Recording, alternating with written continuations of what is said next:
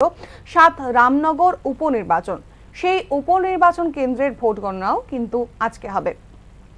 পশ্চিম ত্রিপুরা আসন এবং এই সাত রামনগর যে আসন রয়েছে সেই সাত রামনগর আসনের ভোট গণনা হচ্ছে উমাকান্ত একাডেমিতে।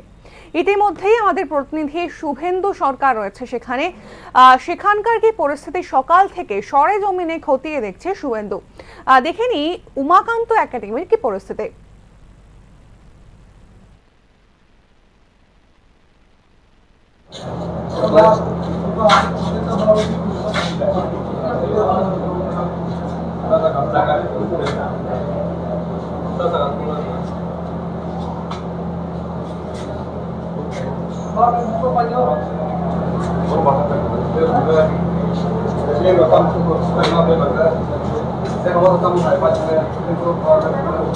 এমপির যারা 543টি আসনের জন্য লড়াই করছেন, আজকে দেখালাম যে দিল্লির মসনদে কি বসবেন, হলে আবারও কি মোদী বসবেন নাকি শেষ হবে প্রস্তুতি চলছে এবং আশাবত। ইতিমধ্যে আমরা জানতে পারবো।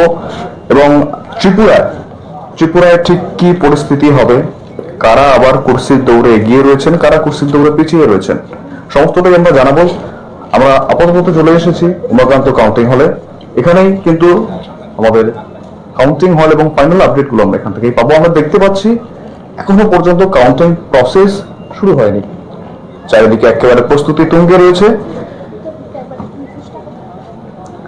কাউন্টিং হলের প্রস্তুতি একেবারে শেষ লগ্নে রয়েছে, সবাই প্রস্তুত হচ্ছেন।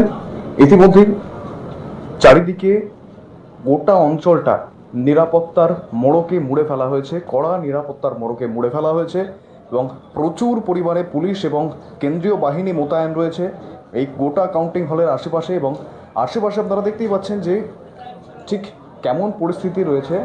চারিদিকে সবাই কিন্তু একেবারে শেষ লগ্নের প্রস্তুতি নিয়ে ফেলেছেন। খুব তাড়াতাড়ি এখানে উমাকান্ত একাডেমির মাঠে কাউন্টিং শুরু হবে এবং চারিদিকে দেখতেই পাচ্ছেন ভোট কর্মীরা এবং সকলেই এসে দাঁড়িয়ে রয়েছেন। এখনও কাউন্টিং প্রসেস শুরু হয়নি। গোটা অঞ্চলটা যেমনটা জানালাম যে কড়া নিরাপত্তার মোড়কে মুড়ে ফেলা হয়েছে ইতিমধ্যেই গোটা অঞ্চল। আমরা দেখাচ্ছি সেই ছবি, দেখাচ্ছি আপনাদের নিউজ নামে সরাসরি উমাকান্ত কাউন্টিং হল থেকে বর্তমান পরিস্থিতি, বর্তমানে কি ছবি রয়েছে সেই ছবিটা কিন্তু তুলে ধরছি নিউজ নামের পর্দায়।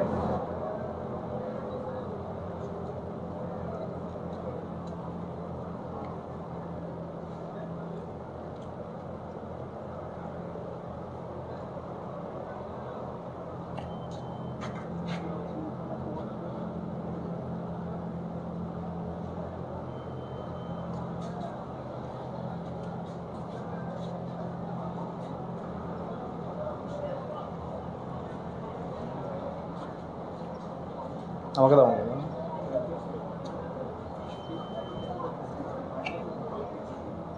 ঠিক এখন যে বিল্ডিং আমরা দেখাচ্ছি এই বিল্ডিংয়ের মধ্যেই কিন্তু কাউন্টিং প্রসেসটা চলবে, কাউন্টিং প্রক্রিয়াটা এই বিল্ডিংয়ের মধ্যেই হবে। যেমনটা আপনাদেরকে জানাচ্ছিলাম যে উমাকান্ত একাডেমি থেকে আমাদের প্রতিনিধি শুভেন্দু সরকার রয়েছে, সে গোটা এই ভোট গণনা পর্ব খতিয়ে দেখছে সরেজমিনে।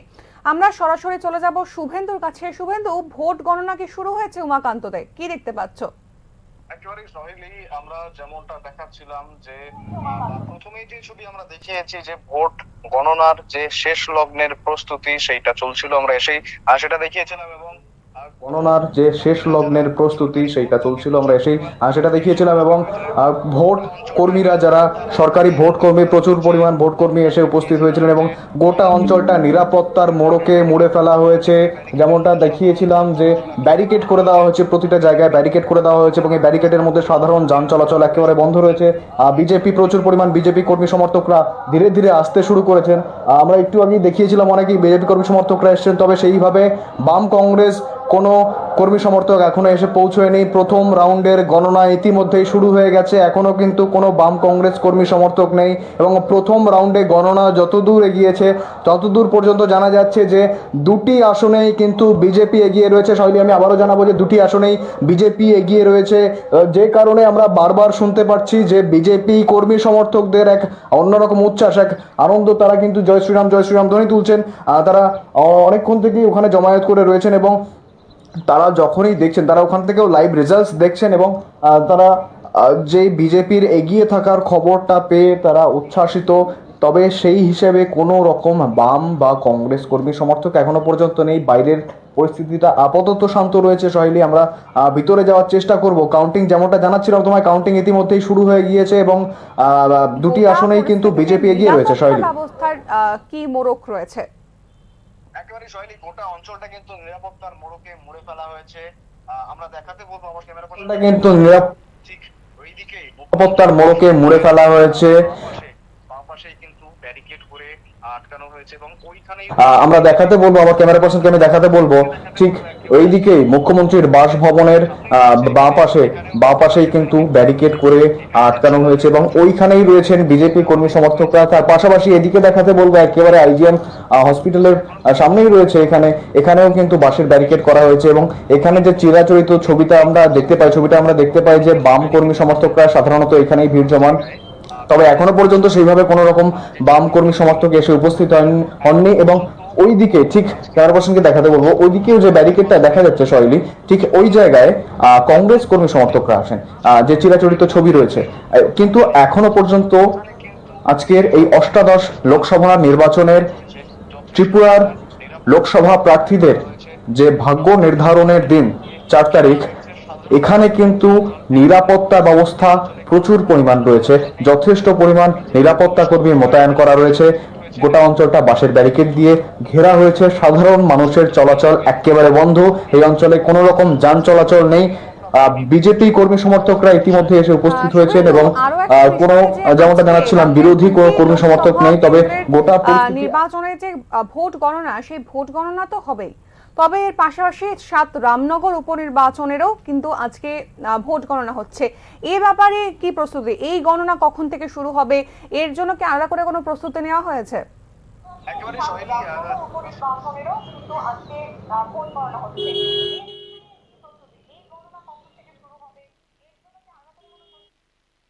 একেবারে শৈলী, সবটাই কিন্তু চলছে, সাইমultaneously চলছে। যেমন লোকসভা নির্বাচনের গণনা চলছে, তেমনই কিন্তু এই উপনির্বাচনের গণনাও চলছে, সেদিকেও আমরা নজর রাখবো। তবে ইতিমধ্যে আমাদের কাছে যতটা আপডেট রয়েছে যে লোকসভা নির্বাচনের ত্রিপুরার দুটি সিটেই কিন্তু বিজেপি এগিয়ে রয়েছে। শৈলী,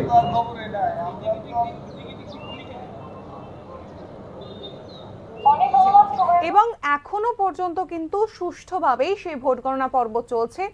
গোটা এলাকাটা কিন্তু নিরাপত্তার মোড়কে মুড়িয়ে দিয়েছেন কেন্দ্রীয় বাহিনী। এবং এর পাশাপাশি আরও একটি চাঞ্চল্যকর যে বিষয়, সে বিষয়টি হচ্ছে রাজ্যের যে দুটি লোকসভা কেন্দ্র, প্রাথমিকভাবে যতটুকু গণনা শুরু হয়েছে এবং গণনার যেটুকু ফলাফল জানা গিয়েছে, তাতে কিন্তু জানা যাচ্ছে যে দুটি লোকসভা কেন্দ্রেই এগিয়ে রয়েছেন বিজেপি। এবং এর পাশাপাশি আরও একটি তথ্য আপনাদেরকে জানিয়ে রাখি যে উমাকান্ত একাডেমির সামনে আমরা চিরাচরিত যে ছবি দেখি, সেই ছবিতে কিন্তু এখনো পর্যন্ত কোনো বাম কর্মী সমর্থক বা INDA জোট অর্থাৎ ইন্ডিয়া জোটের কোনো কর্মী সমর্থককে এখনো পর্যন্ত দেখা যায়নি। তবে একেবারে বিপরীত চিত্র বিজেপির ক্ষেত্রে। সকাল থেকেই কিন্তু বিজেপি কর্মী সমর্থকরা এসে এই যে এলাকা রয়েছে সেই এলাকাতে ভিড় জমাচ্ছেন। আজকে তো গোটা দেশের ভোট গণনা হচ্ছে। সকাল 8টা থেকে সেই ভোট গণনা পর্ব শুরু হয়েছে। 543টি আসনের ভোট গণনা হবে এবং এই 543টি আসনের মধ্যে 272 হচ্ছে ম্যাজিক ফিগার। অর্থাৎ এই বিষয়টি একটু যদি আপনাদেরকে এক্সপ্লেন করি, তাহলে হচ্ছে যে 543টি যে আসন রয়েছে, সেই আসনের ক্ষেত্রে কি হয় যে 272টি আসন যে দল পাবে বা 272-এর বেশি আসন যে দল পাবে, সেই দলই কিন্তু জিতবে। এবং আমাদের রাজ্যের ক্ষেত্রে যে বিষয়টি আমরা দেখি যে আমাদের রাজ্যে অর্থাৎ ত্রিপুরা রাজ্যে কিন্তু দুটি লোকসভা আসন আমরা জানি যে একটি হচ্ছে পশ্চিম ত্রিপুরা আসন এবং আরেকটি হচ্ছে পূর্ব ত্রিপুরা আসন।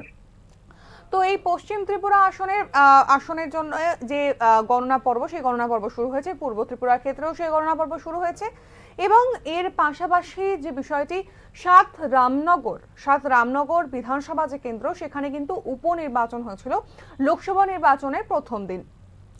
19 এপ্রিল ছিল ভোট গণনা। প্রথম দফার ভোট হয়েছিল পশ্চিম ত্রিপুরা আসনে এবং সাত রামনগরেও কিন্তু উপনির্বাচন হয়েছিল ওই একই দিনে।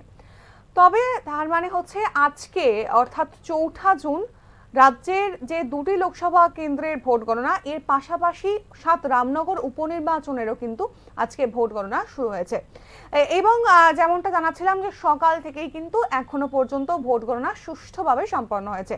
পশ্চিম ত্রিপুরার ক্ষেত্রে আমরা দেখছি যে এখনো পর্যন্ত বিজেপি, পশ্চিম এবং পূর্ব ত্রিপুরার ক্ষেত্রে বিজেপি এগিয়ে রয়েছে। ভারতে লোকসভা নির্বাচনের এক্সিট পোল বা বুথ ফেরত জরিপ, যেটাকে আমরা বুথ ফেরত জরিপ বলি, এক্সিট পোলকে বিজেপির নেতৃত্বাধীন এনডিএ জোট, যেটাকে আমরা এনডিএ জোট বলি, বিজেপির যে শরিক দলগুলির যে জোট এনডিএ জোট, সেখানে কিন্তু এক্সিট পোলে দেখা গিয়েছে যে 350টির বেশি আসন পেতে পারে এই বিজেপি সরকার অর্থাৎ এনডিএ জোট। সেক্ষেত্রে যদি এনডিএ জোট 272 পেরিয়ে 350টি আসনের কাছাকাছি পায়, তাহলে তৃতীয়বারের মতন সরকার গড়তে চলেছে এই বিজেপি।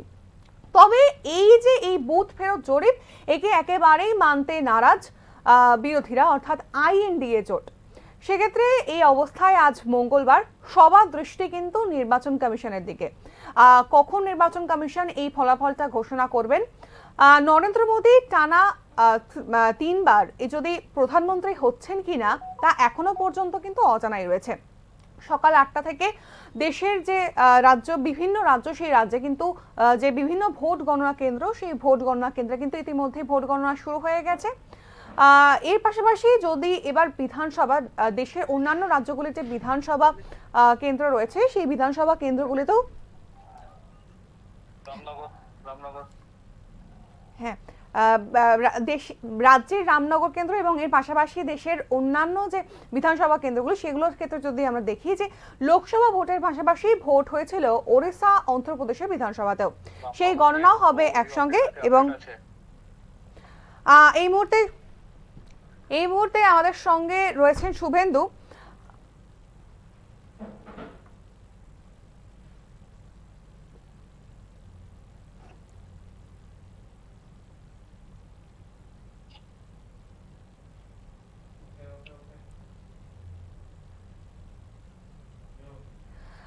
এই মুহূর্তে আমাদের সঙ্গে আবারও রয়েছে শুভেন্দু ফোন লাইনে। শুভেন্দু, সাত রামনগর উপনির্বাচনের কি এই মুহূর্তে আপডেট? একেবারে শৈলী এই মুহূর্তে আমাদের সঙ্গে আবারও শুভেন্দু ফোন লাইনে। শুভেন্দু, রামনগর উপনির্বাচনের কি এই মুহূর্তে আপডেট? একেবারেই শৈলী, এক্ষুনি কিন্তু প্রিসাইডিং অফিসার অ্যানাউন্স করলেন সাত রামনগর বিধানসভা নির্বাচনের যে উপনির্বাচন রয়েছে, উপনির্বাচনে দুজন প্রার্থী ছিলেন দীপক মজুমদার বিজেপির এবং বামফ্রন্টের তরফ থেকে ছিলেন রতন দাস। প্রিসাইডিং অফিসার এক্ষুনি অ্যানাউন্স করলেন যে রামনগর উপনির্বাচনে এগিয়ে রয়েছেন দীপক মজুমদার এবং সেই নিয়েই কিন্তু বিজেপি কর্মী সমর্থকরা চরম উচ্ছ্বাসিত। তারা কিন্তু এক্ষুনি আবার আনন্দিত হয়ে উঠলেন। তারা এক্ষুনি বিভিন্ন রকম ধ্বনি দিচ্ছিলেন। যেমনটা তিনি জানালেন যে রামনগর উপনির্বাচনে এখনো পর্যন্ত এগিয়ে রয়েছেন দীপক মজুমদার। শৈলী, যারা রয়েছেন আর কি বিজেপির কর্মী সমর্থকরা, তাদের মধ্যে কি পড়েছে, তাদের কতটা উচ্ছ্বাস দেখতে পাচ্ছ? একেবারে শৈলী তো এই মুহূর্তে শুভেন্দু, যারা রয়েছে নাকি বিজেপির কর্মী সমর্থকরা, তাদের মধ্যে কি পড়েছে, তাদের কতটা উৎসাহ দেখতে পাচ্ছ? একেবারেই শৈলী, তারা যেমনটা জানাচ্ছিলেন সকাল থেকে অনেকেই এসে জমায়েত হয়েছেন এবং তারা বিভিন্ন রকম প্রস্তুতি নিয়ে এসছেন। আবির, ব্যান্ড পার্টি, সমস্ত রকম প্রস্তুতি কিন্তু তারা নিয়ে এসছেন এবং তারা যেমনটা জানিয়েছেন আমাদেরকে নিউজ নামের পর্দায়, যেমনটা জানিয়েছেন আজকে শুধুমাত্র রেজাল্ট কিন্তু আজকে রেজাল্ট হলেও তারা কিন্তু এই ফলাফল প্রথম থেকেই জানতেন, তারা ভোটের পর থেকেই তারা জানতেন ঠিক কারা জয়ী হবেন এবং কারা পরাজিত হবেন। সেই হিসেবে তারা সকাল থেকেই তাদের মধ্যে এক অন্যরকম এনার্জি দেখা গেছে সহেলি, তারা অন্যরকম আনন্দে রয়েছেন, তারা একেবারে জয় নিয়ে নিশ্চিত। অন্যদিকে যেমনটা প্রিসাইডিং অফিসার যখন অ্যানাউন্স করলেন যে উপনির্বাচনে দীপক মজুমদার এগিয়ে রয়েছেন, তখন সেই উত্তেজনায় কিন্তু একটু বাড়তি মাত্রা অ্যাড করেছে সহেলি গোটাই অ্যানাউন্সমেন্টটা। ধন্যবাদ শুভেন্দু, তুমি আমাদের সঙ্গে থাকো। যেমনটা আপনাদেরকে জানাচ্ছিলাম যে রাজ্যে কিন্তু দুটি লোকসভা আসন, আমাদের আমাদের ত্রিপুরা রাজ্যে দুটি লোকসভা আসন এবং তার সঙ্গে সঙ্গে একটি বিধানসভা কেন্দ্র সাত রামনগরে কিন্তু উপনির্বাচন হয়েছিল। সেই উপনির্বাচনের ফলাফলও কিন্তু আজকেই ঘোষণা হবে এবং সেই ভোট গণনা ইতিমধ্যেই কিন্তু শুরু হয়ে গিয়েছে। এবং এক্ষেত্রেও হচ্ছে যে একটি বিষয়, যেমনটা যে সাত রামনগরের ক্ষেত্রে যে বিষয়টি আমরা দেখেছি যে বিজেপি প্রার্থী হয়েছিলেন আমাদের বিজেপির আগরতলার মেয়র দীপক মজুমদার এবং তার অপোজিটে ছিলেন, তার বিরোধিতা করেছিলেন হচ্ছে রতন দাস। তো সেক্ষেত্রে বর্তমানে যে আপডেট রয়েছে সেই আপডেটে আমরা জানতে পারছি যে এখনো পর্যন্ত কিন্তু দীপক মজুমদার এগিয়ে রয়েছেন। সেক্ষেত্রে বলা যাচ্ছে যে বিজেপি অর্থাৎ রামনগর উপনির্বাচনের ক্ষেত্রেও কিন্তু বিজেপি এগিয়ে রয়েছে। আমরা দেখছি যে সকাল থেকে আমরা নজর রেখেছি আজকে সারা দেশের কিন্তু ভোট গণনা 7 দফায় দীর্ঘ প্রায় 2 মাস ধরে চলছিল আর কি লোকসভা নির্বাচন এবং সেই লোকসভা নির্বাচনের ফলাফল কিন্তু আজকে প্রকাশিত হতে চলেছে। 7 নম্বর দফা গত 1 জুন শেষ হয়েছে, অর্থাৎ ভোট গ্রহণ পর্ব শেষ হয়েছে 1 জুন এবং বুথ ফেরত সমীক্ষায় কিন্তু বুথ ফেরত সমীক্ষা মানে আমরা যেটাকে এক্সিট পোল বলে থাকি, সেই এক্সিট পোলে কিন্তু আমরা দেখেছিলাম যে এনডিএ জোট অর্থাৎ বিজেপির শরিক দলদের যে জোট সেই জোট কিন্তু এগিয়ে ছিল।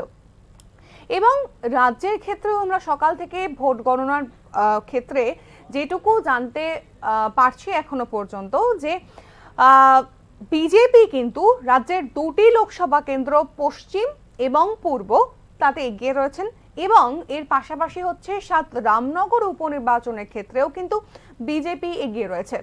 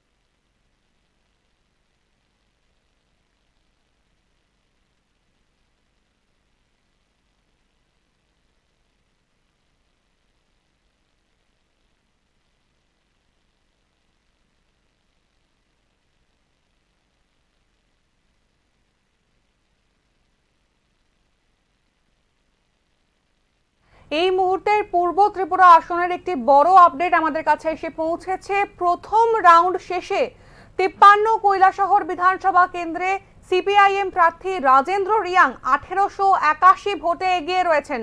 যেমনটা আপনাদেরকে জানাচ্ছি যে প্রথম রাউন্ড শেষে 53 কৈলাসহর বিধানসভা কেন্দ্রে সিপিআইএম প্রার্থী রাজেন্দ্র রিয়াং 1881 ভোটে এগিয়ে রয়েছেন। প্রথম রাউন্ড শেষে 50 পাবিয়াছড়া বিধানসভা কেন্দ্রে বিজেপি দলের প্রার্থী কৃতি সিং দেববর্মন 4096 ভোটে এগিয়ে রয়েছেন। আবারও জানাই যে প্রথম রাউন্ড শেষে 50 পাবিয়াছড়া বিধানসভা কেন্দ্রে বিজেপি দলের প্রার্থী কৃতি সিং দেববর্মন 4096 ভোটে এগিয়ে রয়েছেন। প্রথম রাউন্ড শেষে 52 চণ্ডীপুর বিধানসভা কেন্দ্রে বিজেপি প্রার্থী কৃতি সিং দেববর্মন 4012 ভোটে এগিয়ে রয়েছেন। যেমনটা আপনাদেরকে জানাচ্ছিলাম যে পূর্ব ত্রিপুরা আসনের ক্ষেত্রেও কিন্তু বিজেপি প্রার্থী কৃতি সিং দেববর্মন এগিয়ে রয়েছে।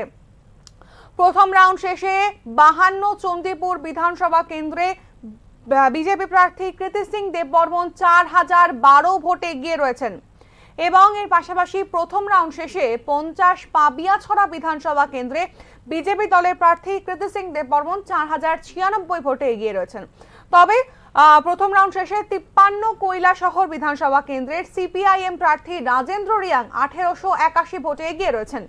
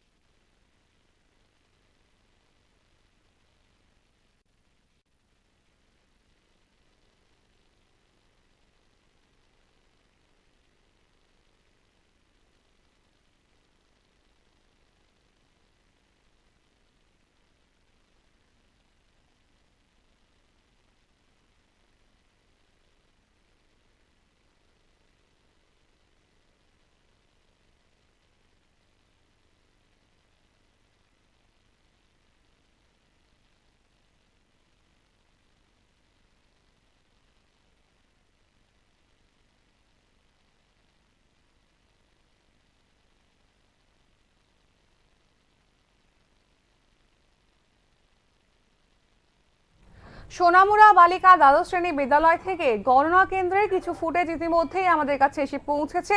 প্রশাসনিক নিরাপত্তা ব্যবস্থার মধ্যে দিয়েই প্রথম রাউন্ডের গণনা শান্তিপূর্ণভাবে চলছে। এই মুহূর্তে ফোন লাইনে রয়েছেন আমাদের সংবাদ প্রতিনিধি বক্সনগর থেকে মোশাররফ কবির। সরাসরি তার কাছে চলে যাব। মোশাররফ, কেমন চলছে ভোট গণনা পর্ব? আজকে এই ভোট গণনার সকাল 8 ঘটিকা থেকেই শুরু হচ্ছে সোনামুড়া বালিকা দ্বাদশ শ্রেণী বিদ্যালয়ে। সেখানে 4টি বিধানসভা কেন্দ্রের ভোট গণনা চলছে। প্রবল নিরাপত্তা বলয়ের মধ্য দিয়েই আমাদের এই ভোট গণনা চলছে। কোনো অপ্রীতিকর ঘটনার খবর নেই। খুব শান্তিপূর্ণ ভাবে ভোট গণনা চলছে। এই 4টি বিধানসভা কেন্দ্রে মোট ভোটার সংখ্যা আছে 1,55,374 জনের এই ভোট গণনা চলছে। প্রথম রাউন্ড শেষে প্রায় 12,000 ভোটের ব্যবধানে ভারতীয় জনতা পার্টির যিনি প্রার্থী বিপ্লব কুমার দেব তিনি জয়ী হয়ে রয়েছেন এবং সেকেন্ড রাউন্ড এবং তৃতীয় রাউন্ড গণনা হয়েছে, কিন্তু ফাইনাল রিপোর্ট আমার কাছে এখনো আসেনি। আমি গণনা কেন্দ্রে এখন রয়েছি। ইতিমধ্যে গণনা কেন্দ্রের কি পরিস্থিতি? যারা কর্মী সমর্থক রয়েছেন বিজেপি এবং অন্যান্য দলের, তাদের কি পরিস্থিতি? তাদের কতটা উচ্ছ্বাস দেখতে পাচ্ছ? ভারতীয় জনতা পার্টি এবং ইন্ডিয়া জোটের যে সমর্থকরা রয়েছে গণনা কেন্দ্রের বাইরে রয়েছে, রাস্তার মধ্যে দুপাশেই রয়েছে। বাম পাশে রয়েছে ভারতীয় জনতা পার্টির কর্মী সমর্থকরা এবং ইন্ডিয়া জোটের কর্মী সমর্থকরা রয়েছে ডান পাশে। তারা এখনো ভারতীয় জনতা পার্টির কর্মীরা উচ্ছ্বাস আনন্দ মেতে উঠেছেন, কিছু বাজিপটকেও ফুটানো চলছে। কিন্তু ইন্ডিয়া জোটের যারা কর্মী রয়েছেন তারা এখনো নীরব দর্শকের ভূমিকায় রয়েছেন, যা দেখা যাচ্ছে এই গণনা কেন্দ্রের বাহিরে। অনেক ধন্যবাদ মোশাররফ তোমাকে। যেমনটা আপনাদেরকে জানাচ্ছিলাম যে সোনামুড়া বালিকা দ্বাদশ শ্রেণী বিদ্যালয়ে কিন্তু গণনা পর্ব শুরু হয়েছে এবং প্রথম দফার যে গণনা সেই গণনা কিন্তু শেষ হয়েছে এবং এই পশ্চিম ত্রিপুরা আসনে যিনি বিজেপি প্রার্থী বিপ্লব কুমার দেব কিন্তু এগিয়ে রয়েছেন বক্সনগরেও, অর্থাৎ বিজেপি কিন্তু 12,000 ভোটে বক্সনগরের থেকে কিন্তু লিড করছে। রাজ্যে কিন্তু দুটি যে লোকসভা কেন্দ্র সেই দুটি লোকসভা কেন্দ্রেই কিন্তু এখনো পর্যন্ত যে খবর রয়েছে সেই খবর অনুযায়ী কিন্তু লিড রোলে রয়েছেন কিন্তু বিজেপি অর্থাৎ এনডিএ জোট।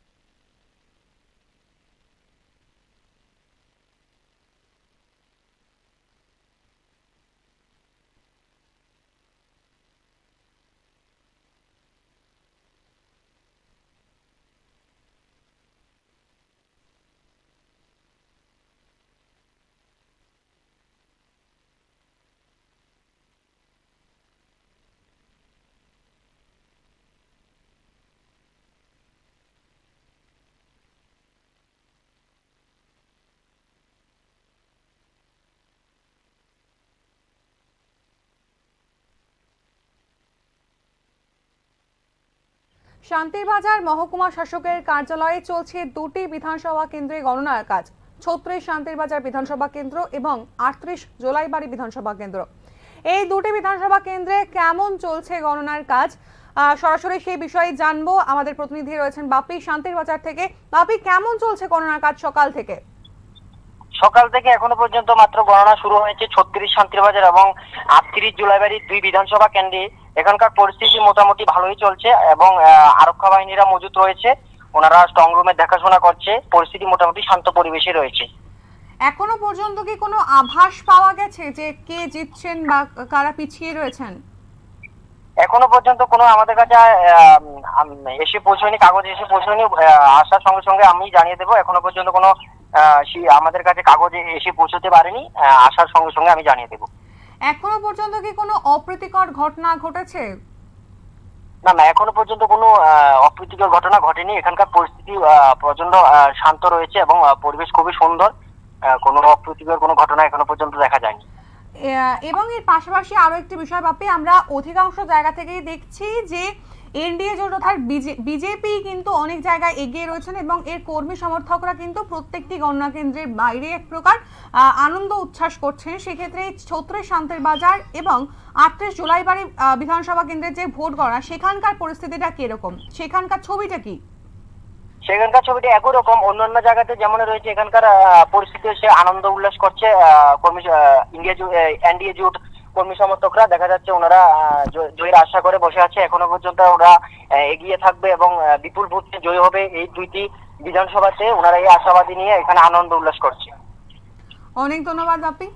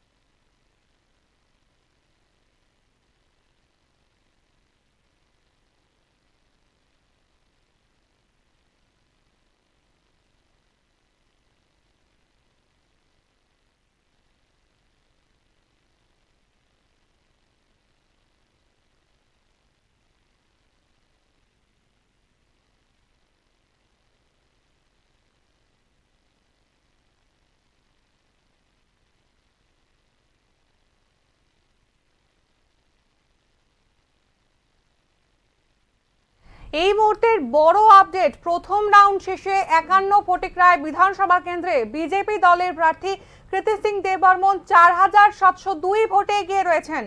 পূর্ব ত্রিপুরা আসনেও কিন্তু বিজেপির জয় জয়কার। এখনো পর্যন্ত আমরা যেটা জানতে পারছি যে পূর্ব ত্রিপুরা আসনেও কিন্তু বিজেপির জয় জয়কার।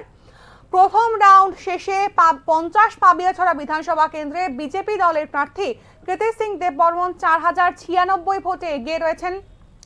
এর পাশাপাশি প্রথম রাউন্ড শেষে 51 ফটিকরায় বিধানসভা কেন্দ্রে বিজেপি দলের প্রার্থী কৃতি সিং দেববর্মন 4702 ভোটে এগিয়ে রয়েছেন এবং প্রথম রাউন্ড শেষে 53 কৈলাসহর বিধানসভা কেন্দ্রে সিপিআইএম প্রার্থী রাজেন্দ্র রিয়াং 1881 ভোটে এগিয়ে রয়েছেন। 52 চণ্ডীপুর বিধানসভা কেন্দ্রে বিজেপি প্রার্থী কৃতি সিং দেববর্মন 4012 ভোটে এগিয়ে রয়েছেন। সেক্ষেত্রে বোঝা যাচ্ছে যে এখনো পর্যন্ত যে আপডেট আমাদের কাছে এসে পৌঁছেছে যে পূর্ব ত্রিপুরা আসনে কিন্তু কৃতি সিং দেববর্মন এগিয়ে রয়েছেন অনেক ভোটে। সেক্ষেত্রে রাজেন্দ্র রিয়াং একটি আসনেই কিন্তু এখনো পর্যন্ত এগিয়ে রয়েছেন। সেই আসনটি হচ্ছে 53 কৈলাসহর বিধানসভা কেন্দ্র। সেই কেন্দ্রে যে ভোট গণনা চলছে সেই ভোট গণনা কেন্দ্রে কিন্তু এগিয়ে রয়েছেন পূর্ব ত্রিপুরা আসনের সিপিআইএম প্রার্থী রাজেন্দ্র রিয়াং। তার লিডিং ভোট হচ্ছে 1881।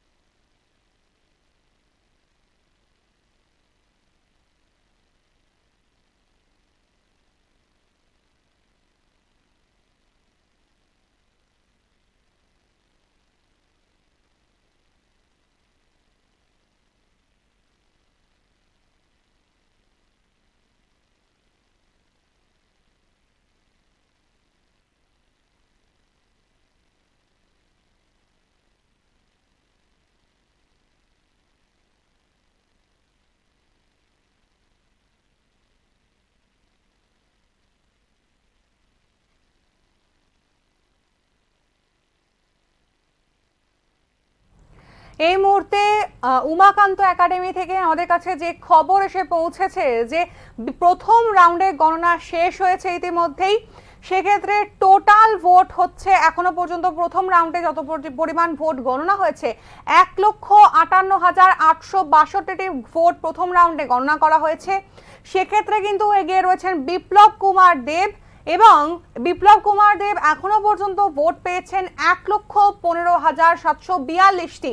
আবারও জানাই যে এখনো পর্যন্ত প্রথম রাউন্ডের ভোট গণনা শেষ হয়েছে উমাকান্ত একাডেমিতে। সেক্ষেত্রে বিপ্লব কুমার দেব এগিয়ে রয়েছেন 1,15,742টি ভোট পেয়ে তিনি এগিয়ে রয়েছেন। সেক্ষেত্রে ইন্ডিয়া জোটের প্রার্থী আশিস কুমার সাহা ভোট পেয়েছেন 35,197টি, বাকি ভোট পেয়েছেন আদার্স।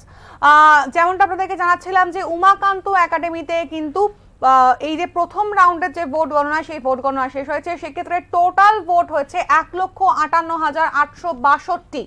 সেক্ষেত্রে বিপ্লব কুমার দেব এগিয়ে রয়েছেন 1,15,742 ভোটে। সেক্ষেত্রে আশিস কুমার সাহা পেয়েছেন 35,197টি ভোট। বাকি ভোট পেয়েছেন অন্যরা।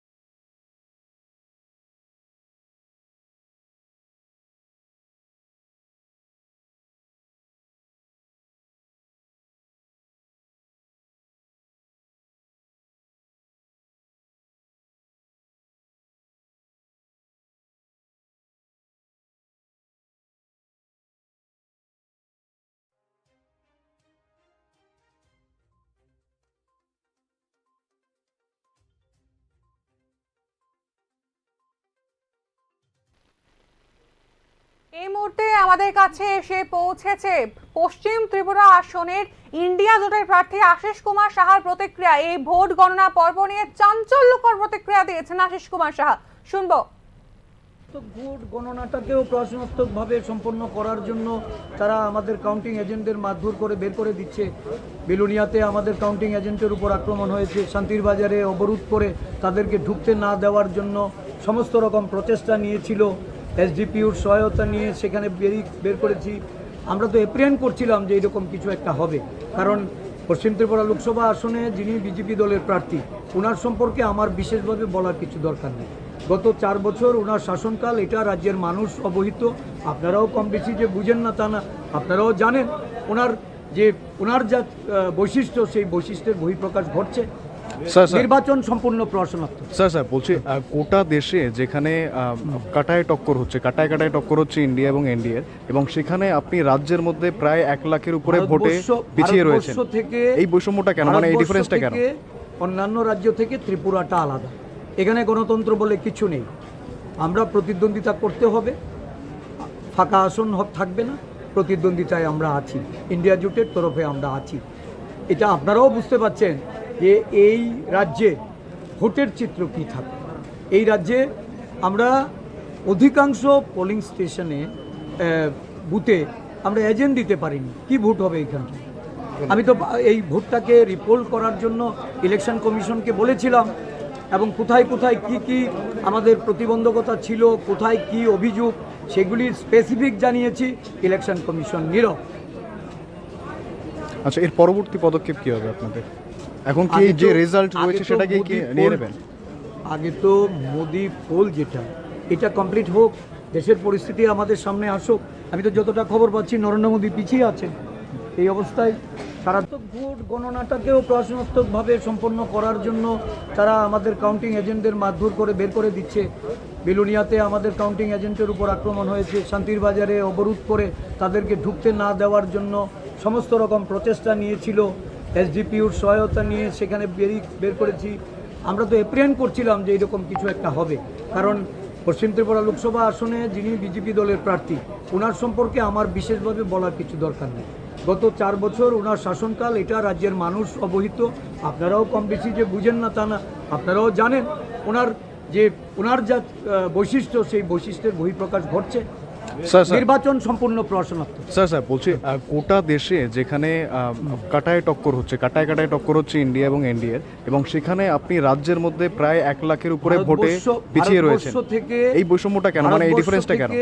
অন্যান্য রাজ্য থেকে ত্রিপুরাটা আলাদা, এখানে গণতন্ত্র বলে কিছু নেই। আমরা প্রতিদ্বন্দ্বিতা করতে হবে, ফাঁকা আসন থাকবে না, প্রতিদ্বন্দ্বিতায় আমরা আছি, ইন্ডিয়া জোটের তরফে আমরা আছি। এটা আপনারাও বুঝতে পারছেন যে এই রাজ্যে ভোটের চিত্র কী থাকে। এই রাজ্যে আমরা অধিকাংশ পোলিং স্টেশনে বুথে আমরা এজেন্ট দিতে পারিনি, কি ভোট হবে এইখানে। আমি তো এই ভোটটাকে রিপোল করার জন্য ইলেকশন কমিশনকে বলেছিলাম, এবং কোথায় কোথায় কি আমাদের প্রতিবন্ধকতা ছিল, কোথায় কি অভিযোগ, সেগুলি স্পেসিফিক জানিয়েছি। ইলেকশন কমিশন নীরব। আচ্ছা, এর পরবর্তী পদক্ষেপ কি হবে আপনাদের? এখন কি যে রেজাল্ট রয়েছে সেটাকে কি নিয়ে নেবেন? আগে তো মোদি পোল যেটা, এটা কমপ্লিট হোক, দেশের পরিস্থিতি আমাদের সামনে আসুক। আমি তো যতটা খবর পাচ্ছি নরেন্দ্র মোদি পিছিয়ে আছেন। এই অবস্থায় সারাত্মক ভোট গণনাটাকেও প্রশ্নাত্মকভাবে সম্পন্ন করার জন্য তারা আমাদের কাউন্টিং এজেন্টদের মারধর করে বের করে দিচ্ছে। বিলুনিয়াতে আমাদের কাউন্টিং এজেন্টের উপর আক্রমণ হয়েছে, শান্তির বাজারে অবরোধ করে তাদেরকে ঢুকতে না দেওয়ার জন্য সমস্ত রকম প্রচেষ্টা নিয়েছিল। এসডিপিউর সহায়তা নিয়ে সেখানে বের করেছি। আমরা তো এপ্রিয়ান করছিলাম যে এরকম কিছু একটা হবে, কারণ পশ্চিম ত্রিপুরা লোকসভা আসনে যিনি বিজেপি দলের প্রার্থী, ওনার সম্পর্কে আমার বিশেষভাবে বলার কিছু দরকার নেই। গত 4 বছর ওনার শাসনকাল, এটা রাজ্যের মানুষ অবহিত। আপনারাও কেন, মানে এই ডিফারেন্সটা কেন? অন্যান্য রাজ্য থেকে ত্রিপুরাটা আলাদা, এখানে গণতন্ত্র বলে কিছু নেই। আমরা প্রতিদ্বন্দ্বিতা করতে হবে, ফাঁকা আসন থাকবে না, প্রতিদ্বন্দ্বিতায় আমরা আছি, ইন্ডিয়া জোটের তরফে আমরা আছি।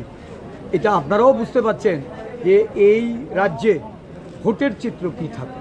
এই রাজ্যে আমরা অধিকাংশ পোলিং স্টেশনে বুথে আমরা এজেন্ট দিতে পারিনি, কি ভোট হবে এইখানে। আমি তো এই ভোটটাকে রিপোল করার জন্য ইলেকশন কমিশনকে বলেছিলাম, এবং কোথায় কোথায় কি আমাদের প্রতিবন্ধকতা ছিল, কোথায় কি অভিযোগ, সেগুলি স্পেসিফিক জানিয়েছি। ইলেকশন কমিশন নীরব। আচ্ছা, এর পরবর্তী পদক্ষেপ কি হবে আপনাদের? এখন কি আগে যে তো- রেজাল্ট আগে রয়েছে তো সেটাকে কি মোদি নিয়ে পোল- নেবেন? আগে তো মোদি পোল যেটা, এটা কমপ্লিট হোক, দেশের পরিস্থিতি আমাদের সামনে আসুক। আমি তো যতটা খবর পাচ্ছি নরেন্দ্র মোদী পিছিয়ে আছেন। এই অবস্থায় সারা তো ভোট গণনাটাকেও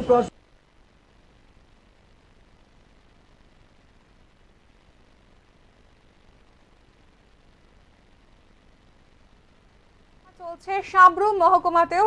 সেখানে কি পরিস্থিতি শুনবো আমাদের প্রতিনিধি পার্থজিৎ চক্রবর্তীর কাছ থেকে। সরাসরি পার্থজিতের কাছে চলে যাব। পার্থজিৎ, কি পরিস্থিতি সাবরুমে? হ্যাঁ, দেখো চলে এই সকালবেলা থেকে সাবরুম মহকুমা শাসকের অফিসেই গণনা কেন্দ্র শুরু হয়েছে। এখানে 40 সাবরুম বিধানসভা কেন্দ্র এবং 39 মনো বিধানসভা কেন্দ্রে 2টি বিধানসভা কেন্দ্রেরই ভোট গণনা শুরু হয়েছে। ভোট গণনা কেন্দ্রের কর্মীরা যথাসময়ে এখানে উপস্থিত হয়েছে। 8টা বাজার ঠিক 5 মিনিট আগেই স্ট্রং রুম খোলা হয়েছে এবং ইভিএম গুলি যার যার টেবিলে দেওয়া হয়েছে। আমরা জাস্ট কিছুক্ষণ আগে 9টা নাগাদ খবর পেলাম প্রথম রাউন্ড শেষে 40 সাবরুমে ভারতীয় জনতা পার্টির ভোট পেয়েছে টোটাল 6227, সিপিএম পেয়েছে 3495, আর নোটাতে পড়েছে 188। এটা 40 সাবরুমে। আর 39 মনো বিধানসভার প্রথম রাউন্ড শেষে বিজেপি পেয়েছে 4908 ভোট, সিপিএম পেয়েছে 2031 ভোট, আর নোটাতে পড়েছে 165 ভোট। এই পর্যন্ত দ্বিতীয় রাউন্ড গণনা চলছে এখন পর্যন্ত, এই খবর। আচ্ছা, একেবারে। এবং এমনি যে ভোট গণনা যেখানে চলছে, সেই ভোট গণনা কেন্দ্রের কি নিরাপত্তা ব্যবস্থা? হ্যাঁ, সমস্ত নিরাপত্তা বেষ্টনীর মধ্যে আছে। রাজ্যের পুলিশ, বিএসএফ, টিএসআর সমস্ত নিরাপত্তা ব্যবস্থা, কঠোর নিরাপত্তা ব্যবস্থার মাঝখানেই গণনা কাজ শুরু হয়েছে। আচ্ছা, এবং আরো একটি বিষয় যে ভোট গণনার কেন্দ্রের আশেপাশেই তো আমরা সবসময়তে প্রচুর কর্মী সমর্থকদের দেখতে পাই। সেক্ষেত্রে সাবরুমের ক্ষেত্রে কি চিত্র? না, এই অন্যান্য বার যেখানটায় দলীয় কর্মীরা গ্যাদারিং করতো, এবার একটু তার থেকে আর একটু দূরে সরিয়ে দিয়ে ব্যারিকেড করা হয়েছে পুলিশের তরফ থেকে।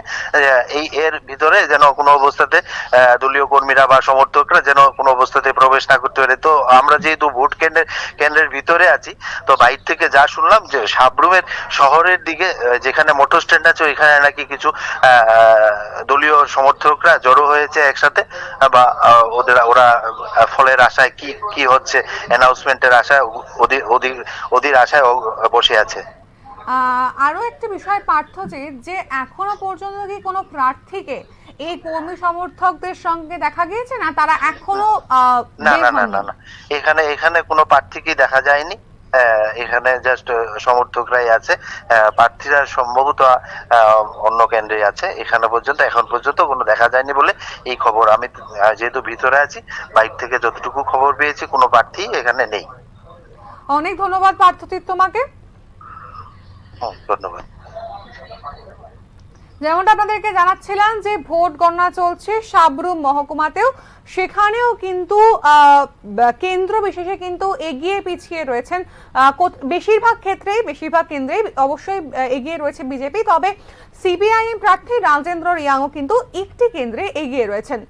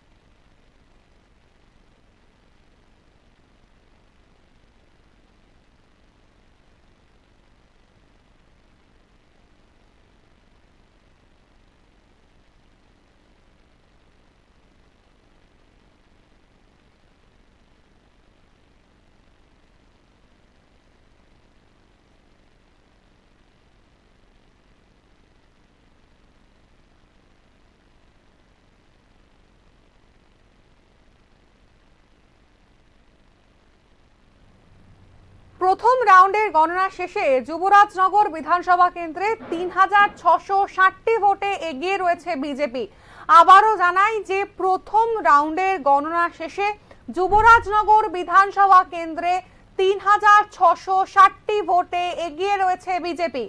প্রথম রাউন্ডের গণনা শেষে ধর্মনগর বিধানসভা কেন্দ্রে ৫,৩৮৪টি ভোটে এগিয়ে রয়েছে বিজেপি। প্রথম রাউন্ডের গণনা শেষে বাগমাশা বিধানসভা কেন্দ্রে ২,৩৬৬টি ভোটে এগিয়ে রয়েছে বিজেপি। প্রথম ও দ্বিতীয় রাউন্ডে ৫৪ কদমতলা কুর্তি বিধানসভা কেন্দ্রে এগিয়েছে বিজেপি। অর্থাৎ আমরা দেখতে পাচ্ছি যে একের পর এক কেন্দ্র থেকে খবর আসছে যে বিজেপি এগিয়ে রয়েছে, সেক্ষেত্রে পিছিয়ে কিন্তু আইএনডিএ জোট। আবারও আপনাদেরকে জানাই যে এই মুহূর্তে পাওয়া খবর অনুযায়ী প্রথম রাউন্ডের গণনা শেষে ধর্মনগর বিধানসভা কেন্দ্রে ৫,৩৮৪টি ভোটে এগিয়ে বিজেপি। প্রথম রাউন্ডের গণনা শেষে বাগবাসা বিধানসভা কেন্দ্রে ২,৩৬৬টি ভোটে এগিয়ে বিজেপি। প্রথম ও দ্বিতীয় রাউন্ডের গণনা শেষে ৫৪ কদমতলা কুর্তিতেও এগিয়ে বিজেপি।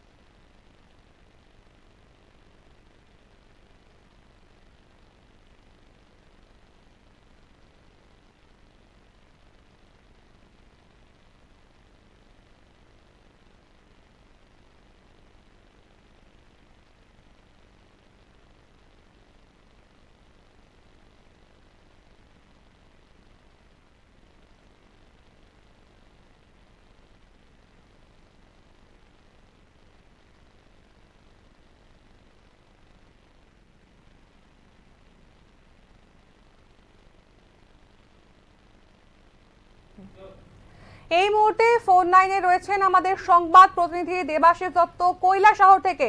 ঊনকোটি জেলার সমগ্র আপডেট আমরা শুনে নেব তার কাছ থেকে। দেবাশিস দা, কি আপডেট রয়েছে?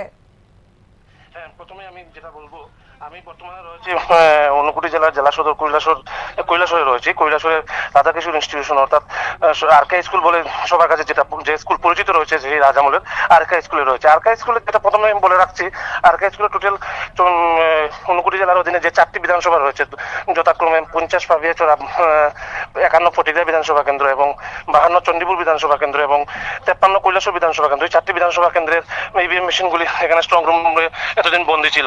সকাল যথারীতি 6:30 থেকে বিভিন্ন রাজনৈতিক দলের প্রতিনিধিরা এখানে সারিবদ্ধভাবে এই কাউন্টিং হলে আরকে স্কুলে প্রবেশ করেছিলেন। যথারীতি 8টার থেকে শুরু হয় এখানে এই ইভিএম মেশিনগুলি অর্থাৎ ভোট গণনা পর্ব শুরু হয়। প্রথম রাউন্ড শেষে যে চিত্র দেখা গেছে, প্রথম রাউন্ড শেষে ঊনকোটি জেলার 4টা বিধানসভার মধ্যে অর্থাৎ 3টা বিধানসভা কেন্দ্রেই 50 পাবিয়াচড়া এবং 52 চণ্ডীপুর বিধানসভা কেন্দ্র এবং 51 ফটিকরা বিধানসভা কেন্দ্রে, এই 3টি বিধানসভা কেন্দ্রেই প্রথম রাউন্ড শেষে বিজেপি দলের প্রার্থী কৃতি দেবী সিং দেববর্মন এগিয়ে রয়েছিলেন। এবং 53 কৈলাসহর বিধানসভা কেন্দ্রে একমাত্র কেন্দ্র যেটা প্রাক্তন পিসিসি সভাপতি তথা কংগ্রেস বিধায়ক বীরজিৎ সিনহা বিধানসভা কেন্দ্রে, এখানে প্রথম রাউন্ড শেষে 1881 ভোটে সিপিএম দলের প্রার্থী অর্থাৎ ইন্ডিয়া ব্লকের প্রার্থী রাজেন্দ্র রিয়াং এগিয়ে রয়েছেন। তবে এখানে আমি বলে রাখছি 52 চণ্ডীপুর বিধানসভা কেন্দ্র অর্থাৎ মন্ত্রী ত্রিপুরা রাজ্যের মন্ত্রী টিঙ্কুরার যে বিধানসভা কেন্দ্র রয়েছে, সেই বিধানসভা কেন্দ্র প্রথম রাউন্ড, দ্বিতীয় রাউন্ড এবং তৃতীয় রাউন্ড শেষে যে চিত্র এখন পর্যন্ত দেখা গেছে, প্রায় 13,596 ভোটে এগিয়ে রয়েছেন বিজেপি দলের প্রার্থী তথা কীর্তি দেবী সিং দেববর্মন। প্রথম রাউন্ড এবং দ্বিতীয় রাউন্ড এবং তৃতীয় রাউন্ড এবং চতুর্থ রাউন্ড শেষে 52 চণ্ডীপুর বিধানসভা কেন্দ্র, বিশেষ করে রাজ্যের মন্ত্রী টিঙ্কুরার বিধানসভা কেন্দ্র বলে পরিচিত সেই বিধানসভা কেন্দ্রে প্রায় 13,559 ভোটে বিজেপি দলের প্রার্থী এগিয়ে রয়েছেন। অপরদিকে মন্ত্রী সুধাংশু দাসের বিধানসভা কেন্দ্র অর্থাৎ 51 পটিগ্রা বিধানসভা কেন্দ্র দ্বিতীয় রাউন্ড শেষে প্রায় 2,500 ভোটে এগিয়ে রয়েছে বিজেপি মনোনীত প্রার্থী কীর্তি দেবী সিং দেববর্মন। এখন পর্যন্ত এই আপডেট রয়েছে আমার কাছে। আরো একটি বিষয় যে আমরা যে দেখতে পাচ্ছি যে কিন্তু বেশিরভাগ কেন্দ্রেই এগিয়ে রয়েছে বিজেপি, সেক্ষেত্রে নিরাপত্তা ব্যবস্থারও একটা বিষয় থাকে এবং কর্মী সমর্থকদের আনন্দ উচ্ছ্বাস, এখনো পর্যন্ত কি চিত্র আছে এই বিষয়ে? এখানে আমি অন্যরকম কথা বলে রাখছি। আমাদের কাছে যে খবর রয়েছে, গোটা ত্রিপুরা রাজ্যে 7টি বিধানসভা কেন্দ্র রয়েছে। এই 7টি বিধানসভা কেন্দ্রের মধ্যে আমাদের কাছে যে খবর, 59টি বিধানসভা কেন্দ্রেই বিজেপি মনোনীত প্রার্থী এগিয়ে রয়েছেন। কিন্তু একমাত্র ব্যতিক্রম কেন্দ্র হল 53 কৈলাসহর বিধানসভা কেন্দ্র, যে কেন্দ্রে দীর্ঘদিন ধরে শ্রুতির বিপরীতে হাওয়া বয়, এটা আমরা রাজ্যের মানুষ কিংবা আমরা এই জেলার মানুষ জানি। এখানেও এটা আজও ব্যতিক্রম হয়নি। 53 বিধানসভা কেন্দ্রে যে প্রথম রাউন্ড শেষে যেটা দেখা গেছে, বিজেপি দলের প্রার্থীকে পিছিয়ে রেখে অর্থাৎ সিপিএম দলের প্রার্থী যিনি রয়েছেন রাজেন্দ্র রিয়াং, উনি প্রায় 1881 ভোটে এগিয়ে। প্রথম থেকে যেটা সকালবেলা আমরা প্রথম যে চিত্র লক্ষ্য করেছিলাম যে কংগ্রেস কিংবা সিপিএম কিংবা বিজেপি দলের কাউন্টিং এজেন্টরা বা রাজনৈতিক দলের প্রতিনিধিরা সারিবদ্ধভাবে প্রবেশ করেছিলেন, বিশেষ করে শাসক বিজেপি দলের কর্মীদের মধ্যে একটা বাড়তি উচ্ছ্বাস আমরা দেখেছিলাম। কিন্তু যখন বেলা গড়িয়ে যায়, প্রথম রাউন্ডে গণনা শেষ হয়ে যায়, তখন চিত্রটা একটু হলেও চেঞ্জ হয়ে গেছে। যেমন আমি বলে রাখি, যখন প্রথম রাউন্ড শেষে ঊনকোটি জেলার যে 4টি বিধানসভা কেন্দ্র, সেই 4টি বিধানসভা কেন্দ্রের মধ্যে যখন প্রথম রাউন্ড শেষে সব কেন্দ্রেই যখন বিজেপি দলের প্রার্থীরা এগিয়েছিলেন, একমাত্র ব্যতিক্রম যে কেন্দ্রটি সবার কাছে বা সবার নজরে ছিল, এই কৈলাসহর বিধানসভা কেন্দ্র, যেখানে পিসিসি প্রাক্তন সভাপতি তথা বর্তমান কংগ্রেস বিধায়ক বীরজিৎ সিনহার এই কেন্দ্রে যখন ইন্ডিয়া ব্লকের প্রার্থী অর্থাৎ সিপিএম দলের প্রার্থী রাজেন্দ্র রিয়াং এগিয়ে রয়েছেন, তখন কিছুটা হলেও শাসক বিজেপি দলের কর্মীদের মধ্যে চিন্তার ভাঁজ লক্ষ্য করা গেছে। এবং অপরদিকে উল্টো চিত্র দেখা যায়, যেমন সিপিএম কিংবা কংগ্রেস দলের যেসব কর্মীরা কাউন্টিং এজেন্ট হিসেবে ঢুকেছিলেন, তাদের মধ্যে একটা বাড়তি উন্মাদনা হলে কিছুটা হলেও তাদের মধ্যে দেখা গেছে। দেবাশিস দা, আরো একটি প্রশ্ন, যে এখনো পর্যন্ত কি এই 53 কৈলাসহর বিধানসভা কেন্দ্রে এগিয়ে রয়েছেন সিপিআইএম প্রার্থী রাজেন্দ্র রিয়াং? এই মুহূর্তে আমি বলে রাখছি, এই মুহূর্তে যে একটা আপডেট আমি আমার হাতে এসে পৌঁছেছে, প্রথম রাউন্ড এবং দ্বিতীয় রাউন্ড শেষে 53 কৈলাসহর বিধানসভা কেন্দ্র ইন্ডিয়া ব্লকের সিপিএম দলের মনোনীত প্রার্থী রাজেন্দ্র রিয়াং প্রায় 4,300 ভোটে এগিয়ে রয়েছেন। আমি আবারও বলছি, রাজ্যের মধ্যে একমাত্র কেন্দ্র 53 কৈলাসহর বিধানসভা কেন্দ্র, যে কেন্দ্রটি বিধায়ক বর্তমান কংগ্রেস বিধায়ক রয়েছেন বীরজিৎ সিনহা অর্থাৎ ত্রিপুরা রাজ্যের প্রাক্তন প্রদেশ কংগ্রেস সভাপতি বীরজিৎ সিনহার বর্তমান বিধানসভা কেন্দ্রে অর্থাৎ 53 কৈলাসহর বিধানসভা কেন্দ্রে প্রথম রাউন্ড শেষে এবং দ্বিতীয় রাউন্ড শেষে 4,500 মতো বেশি ভোটে এগিয়ে রয়েছেন ইন্ডিয়া ব্লকের প্রার্থী অর্থাৎ সিপিএম দলের প্রার্থী রাজেন্দ্র রিয়াং। অনেক ধন্যবাদ দেবাশিস দা। ধন্যবাদ। এই মুহূর্তের চাঞ্চল্যকর খবর, গোটা রাজ্যের মধ্যে কিন্তু মাত্র একটি বিধানসভা কেন্দ্রে এখনো অক্ষুণ্ণ রাখতে পেরেছে সিপিএম। সেই কেন্দ্রটি হচ্ছে 53 কৈলাসহর কেন্দ্র। সেই বিধানসভা কেন্দ্রে এখনো পর্যন্ত প্রথম এবং দ্বিতীয় রাউন্ড শেষে এখনো পর্যন্ত এগিয়ে হচ্ছেন সিপিআইএম প্রার্থী রাজেন্দ্র রিয়াং এবং তার জয়ের যে ব্যবধান, সেই ব্যবধান হচ্ছে 4,300 ভোট।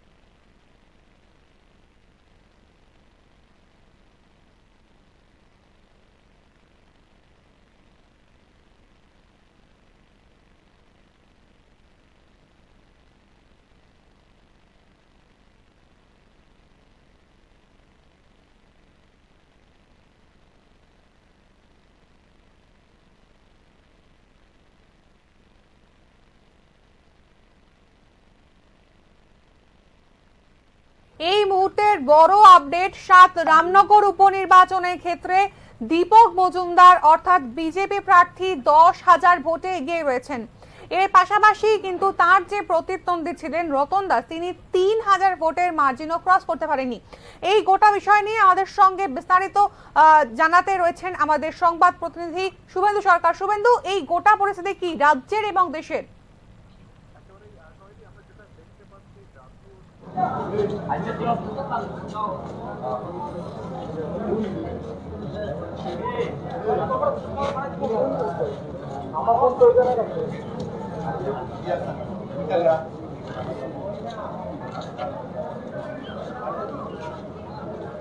একেবারেই শৈলী, আমরা যেটা দেখতে পাচ্ছি জাতীয় স্তরে একেবারে কাটায় কাটায় টক্কর হচ্ছে। কখনো মানে যে রেজাল্টটা আমরা দেখতে পাচ্ছি সেকেন্ডে খুবই ক্ষেত্রে কিন্তু একেবারে অন্যরকম একটা রেজাল্ট দেখছি শৈলী। ত্রিপুরায় দুটো আসনে বিজেপি প্রার্থীরা কিন্তু এগিয়ে রয়েছেন।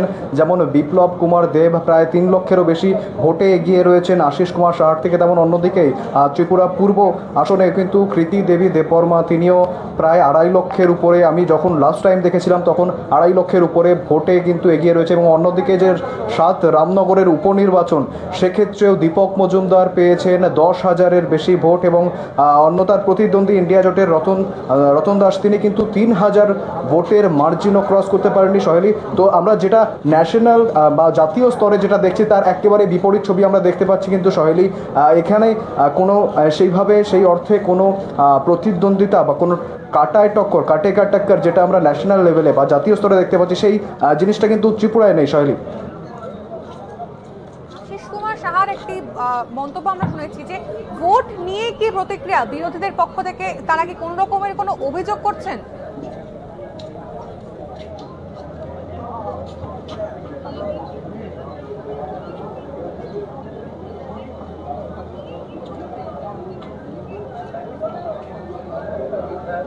একেবারেই সহেলি, একটু আগেই আশিস সাহা কিন্তু উমাকান্ত একাডেমির এই কাউন্টিং সেন্টারে এসেছিলেন এবং তিনি এসে যে অভিযোগটা করেছেন যে কাউন্টিং এজেন্টদের কাউন্টিং হলের মধ্যে, কাউন্টিং সেন্টারের মধ্যে থাকতে দেওয়া হচ্ছে না, তাদেরকে বিভিন্ন রকম অসুবিধা করা হচ্ছে, পেন দিয়ে গোতানো হচ্ছে এবং এটসেট্রা, এরকম একাধিক অ্যালিগেশনস কিন্তু আশিস শাহ এনেছেন। এবং শুধু এখানে বলে নয়, তিনি আরও বিভিন্ন জায়গায় একই রকম চিত্রের কথা তিনি জানিয়েছেন যে বিভিন্ন জায়গায় কাউন্টিং এজেন্টদের কাউন্টিং হল থেকে বের করে দেওয়া হচ্ছে।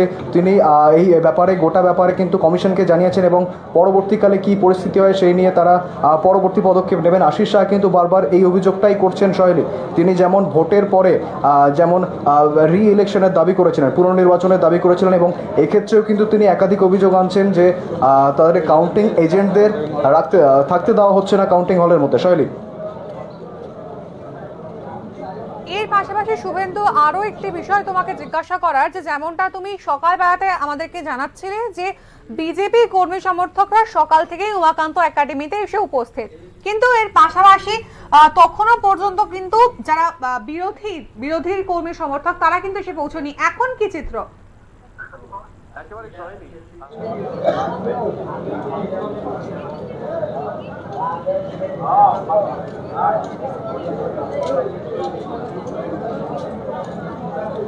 একেবারে শৈলী, বাইরে কিন্তু এখনো পর্যন্ত সেইভাবে আমরা কোনো বিরোধী সমর্থকদের দেখতে পাইনি, না বামফ্রন্টের না কংগ্রেসের তেমন পরিমাণে কোনো সমর্থক নেই। যে মার্জিনটা আমরা দেখতে পাচ্ছি শৈলী, প্রায় 3 লাখের বেশি মার্জিন বিপ্লব কুমার দেব এবং প্রায় 2.5 লাখের বেশি মার্জিনে কৃতি দেবী দেববর্মন এগিয়ে রয়েছেন। সেক্ষেত্রে এটা কিন্তু অনেকটা ক্ষেত্রেই অনেকেই বলছেন এটা একেবারে অবধারিত ছিল যে রেজাল্টস বা ফলাফল এরকমই ঠিক বেরোতে পারে, যে কারণে কিন্তু আমরা এবং এই জল্পনা বা এই থিওরিতে একটা বাড়তি অ্যাডভান্টেজ দিচ্ছে।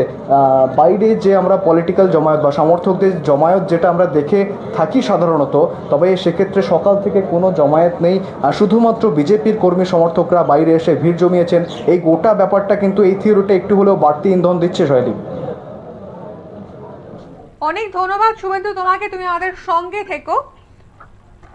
যেমনটা আপনাদেরকে জানাচ্ছিলাম যে রাজ্যের 2টি লোকসভা কেন্দ্র, পূর্ব এবং পশ্চিম। পূর্ব ত্রিপুরা লোকসভা কেন্দ্রের বিজেপি প্রার্থী ছিলেন কৃতি সিং দেববর্মন এবং পশ্চিম ত্রিপুরার ক্ষেত্রে প্রার্থী বিপ্লব কুমার দেব। এবং দুটি কেন্দ্রেই কিন্তু এখনো পর্যন্ত বিজেপির জয় জয়কার।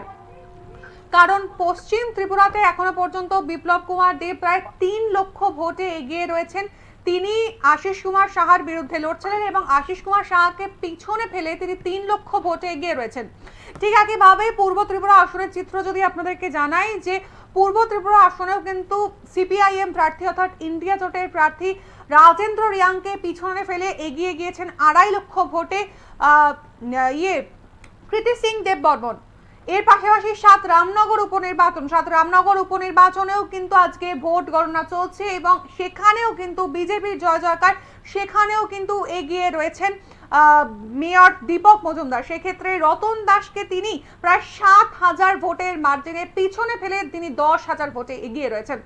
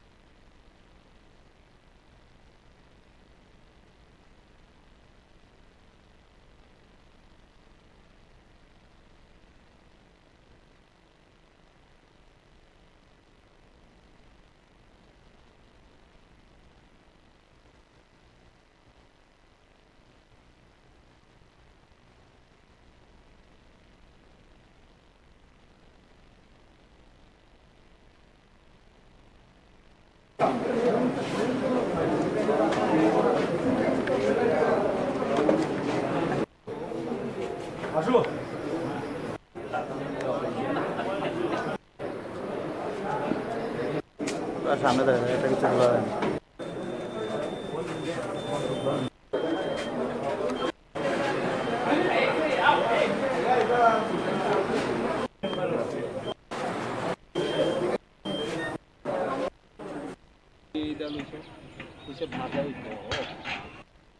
ব্যাগ ধরবো কেন যেভাবে চেকিং হয়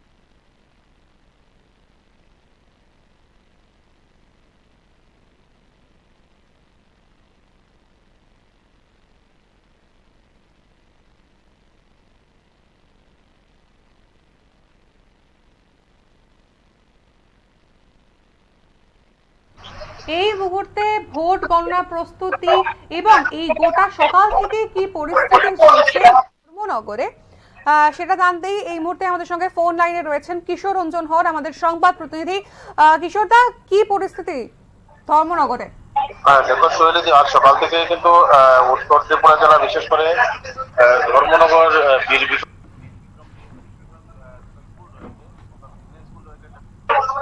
চারটি হলে চারটি বিধানসভা, কুর্তি, কদমতলা বিধানসভা, বাগবাসা বিধানসভা, ধর্মনগর বিধানসভা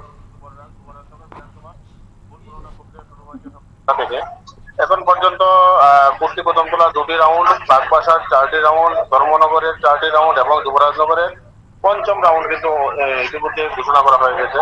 সবকিছুতেই কিন্তু বিজেপি যিনি ক্যান্ডিডেট রয়েছেন, অর্থাৎ ভারতীয় জনতা পার্টির যিনি প্রার্থী রয়েছেন, উনি বেশ ভোটের ব্যবধানে এগিয়ে রয়েছেন। আর পাশাপাশি পানিসাগর বিধানসভা কেন্দ্রের একটি বিধানসভা কেন্দ্রের ভোট গণনা চলছে পানিসাগর পঞ্চায়েত সমিতির হলে। সেখানে দ্বিতীয় রাউন্ডের যেটা আমরা তথ্য পেয়েছি, সেখানেও কিন্তু ভারতীয় জনতা দলের ভারতীয় বিজেপি পার্টি যিনি রয়েছেন ক্যান্ডিডেট, বিজেপি পার্টির কিন্তু এগিয়ে রয়েছেন তৈরি। আর পাশাপাশি ইতিমধ্যে পুলিশ সুপার, উত্তর জেলা পুলিশ সুপার সিনিয়র স্কুলের ধর্মনগর স্কুলের যেখানে ভোট গণনা চলছে, সেখানে এসে গোটা পরিস্থিতি প্রতিক্রিয়া রেখেছেন তৈরি। কর্মী সমর্থকদের মধ্যে এখনো পর্যন্ত কি উচ্ছ্বাস দেখতে পাচ্ছ কিশোর? দেখো শৈলী, সকালবেলা যখন ভোট গণনা শুরু হয়, তারপর আংশিক বৃষ্টিপাত হয়, তারপর সেই বৃষ্টিটা কাটিয়ে ওঠার পর কিন্তু আমরা দেখতে পেলাম যে প্রশাসনের তরফে যতটুকু মানে বাধা নিষেধ দেওয়া হয়েছে, সেই ব্যারিকেডের বাইরে কিন্তু কর্মী সমর্থকদের ভিড় আমরা দেখতে পাই। কিন্তু বর্তমানে প্রচন্ড দমকা হাওয়া এবং বৃষ্টির কারণে কিন্তু কর্মী সমর্থকরা নিজের বৃষ্টির দাপটে কিন্তু ওনারা সেই ব্যারিকেডের সেখান থেকে কিন্তু চলে গেছেন। তারপরও কর্মী সমর্থকদের, বিশেষ করে বিজেপি দলের কর্মী সমর্থকদের কিন্তু একটা বাড়তি উল্লাস উদ্দীপনা শহরে দেখা যাচ্ছে। অনেক ধন্যবাদ কিশোর। ধন্যবাদ। যেমনটা আপনাদেরকে জানাচ্ছিলাম যে সর্বশেষ পাওয়া আপডেট অনুযায়ী 54 কদমতলা, কুর্তি, কদমতলা বিধানসভার প্রথম ও দ্বিতীয় রাউন্ডে এগিয়ে রয়েছে বিজেপি। 55 বাগবাসায় প্রথম এবং দ্বিতীয় রাউন্ডে এগিয়ে বিজেপি। ধর্মনগরে প্রথম ও দ্বিতীয় রাউন্ডে এগিয়ে বিজেপি। যুবরাজনগরেও প্রথম ও দ্বিতীয় এবং তৃতীয় রাউন্ডে প্রথম দ্বিতীয় তৃতীয় আবারও জানাই, যুবরাজনগরে প্রথম দ্বিতীয় এবং তৃতীয় রাউন্ডে এগিয়ে বিজেপি। এবং সর্বশেষ পাওয়া আপডেট অনুযায়ী যুবরাজনগরে চতুর্থ রাউন্ডেও এগিয়ে বিজেপি। এখনো পর্যন্ত বিজেপির ভোট সংখ্যা 20,974, সিপিএম এর 8,583। ধর্মনগরের তৃতীয় ও চতুর্থ রাউন্ডে এগিয়ে বিজেপি। সেক্ষেত্রে তৃতীয় রাউন্ডে বিজেপির ভোট 20,293, সিপিএম এর ভোট 5,035। চতুর্থ রাউন্ডে বিজেপির ভোট 26,140, সিপিএম এর ভোট 6,745। 58 পানিসাগর বিধানসভা কেন্দ্রের দ্বিতীয় রাউন্ডে বিজেপি ভোটে এগিয়ে রয়েছে, 6,726 ভোটে বিজেপি এগিয়ে। বাগবাসার তৃতীয় রাউন্ডেও এগিয়ে বিজেপি। সেক্ষেত্রে বিজেপির ভোটের সংখ্যা 14,702, সিপিএম এর 6,700। বাগবাসা চতুর্থ রাউন্ডেও এগিয়ে বিজেপি, ভোটের সংখ্যা 19,932, বিজেপি ভোট পেয়েছে 19,932, সিপিএম ভোট পেয়েছে 8,795।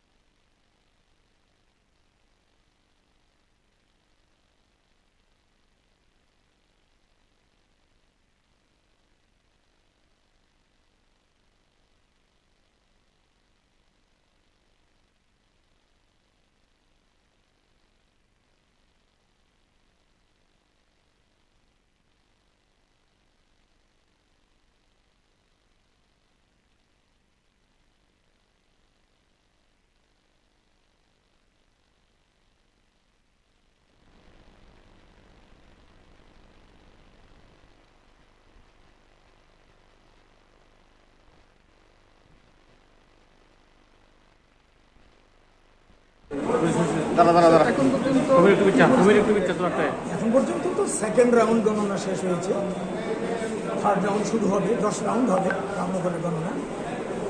এই তো আমরা আগে যা বলেছি তাই, আমরা তো রিপোর্ট চেয়েছিলাম এই কেন্দ্রে, তা তো হয়নি। স্বাভাবিকভাবে যারা ভোট দিয়েছেন তাদের ভোট, যারা ইন্ডিয়া মঞ্চের পক্ষে ভোট দিয়েছেন সেই ভোট গুনতে এসছে। এটা মানুষের যতজনই পেরেছেন বাধা বিপত্তি অগ্রাহ্য করে দিয়ে ভোট দিয়েছেন সাহসিকতার সঙ্গে। এখন জাস্ট সেকেন্ড রাউন্ড, আমি তো বলার সময় আসেনি। অভিনন্দন জানাই তাদের যারা দিতে পেরেছেন। বাকিটা ওয়েট করে দেখি কি হয় না। এই আর কি। পরিবেশটা কিরকম? এখন পর্যন্ত শুরু হয়েছে, এখনই আমরা কিছু বলছি না, একটু পরে কথা বলবো। পশ্চিমাঞ্চলে কংগ্রেসের আশিস শাহ বলেছে এখানে ভোট কেন্দ্রের বিরুদ্ধে তারা যেটা আপনাদের যে থাকে ওদের বের করে দেওয়া হচ্ছে। এটা উনি যেটা বলেছেন এটা আমি দেখিনি। এখানে আমি তো রামনগর কেন্দ্রের প্রথম দিকে উত্তেজনা করেছে, আমাদের 2-4 জনকে বলা হয়েছিল, তারপরে আমরা তাদের সঙ্গে কথা বলেছি, আর ওকে জানিয়েছি, সিকিউরিটি পার্সোনালদের জানিয়েছি। এখন পরিস্থিতি নিয়ন্ত্রণে এই মুহূর্তে আছে।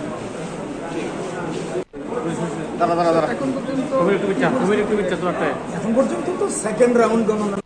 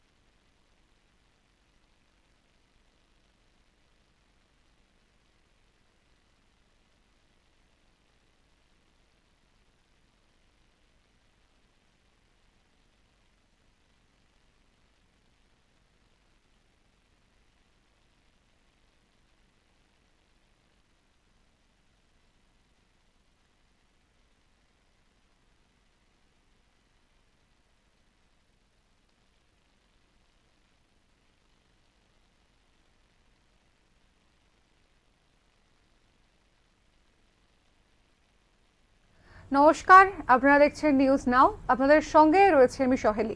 আজকে ৪ঠা জুন অর্থাৎ অষ্টাদশ লোকসভা নির্বাচনের ফলাফল ঘোষণার দিন। তবে ইতিমধ্যেই সকাল থেকে আমরা বিভিন্ন আপডেটস আপনাদেরকে জানাচ্ছি। তবে এই ভোট গণনা পর্ব এবং সারা দেশের যে রেজাল্ট, সেই রেজাল্টের অ্যানালিসিস করতে ইতিমধ্যেই আমার সঙ্গে স্টুডিওতে উপস্থিত হয়েছেন ত্রিপুরা রাজ্যের রাজনৈতিক বিশ্লেষক মৃন্ময় চক্রবর্তী। নমস্কার। তো প্রথমেই আসি যে এখনো পর্যন্ত আমাদের কাছে যে খবর এসে পৌঁছেছে যে রাজ্যের 2টি লোকসভা আসন, সেই 2টি লোকসভা আসনেই বিজেপি অনেকটা করে এগিয়ে রয়েছে। এই বিষয়ে কি বলবেন? এই যে একটা মানে এতটা গ্যাপ, এই গ্যাপটা কেন হলো? না, এটা তো মানে যখন থেকে ইলেকশনটা ডিক্লেয়ার করা হয়েছে বা ধরুন ত্রিপুরা রাজ্যে 2018 সালের পর থেকে সাধারণভাবে কোনো নির্বাচনেই অপোজিশন মানে তার পুরো শক্তি নিয়ে নির্বাচনের ময়দানে লড়াই করতে পারেনি। এটা আছে আপনার বাস্তব সত্য। তো এবার যদি আমরা দেখি যে 18 সালের পরে কি নির্বাচন হয়েছিল, 18 সালের পরে 2 দফায় 2টো পঞ্চায়েত নির্বাচন হয়েছে, তারপরে লকডাউন ছিল, তারপরে আপনার 2021-এ পৌরসভা নির্বাচন হয়েছিল। অপোজিশন প্রার্থী দিতে পারেনি, যারা দিয়েছিল তাদেরকে জোর জবরদস্তি তুলে দেওয়া হয়েছে, উইথড্র করানো হয়েছে। তারপরে আপনার 2টো বাই ইলেকশন আমরা দেখলাম যে 4টে অ্যাসেম্বলির মধ্যে বাই ইলেকশন হলো। সেই বাই ইলেকশনে ক্ষেত্রেও দেখা গেল যে প্রচুর পরিমাণ আপনার সন্ত্রাস, রিগিং এসব চলছে, বুথ দখল।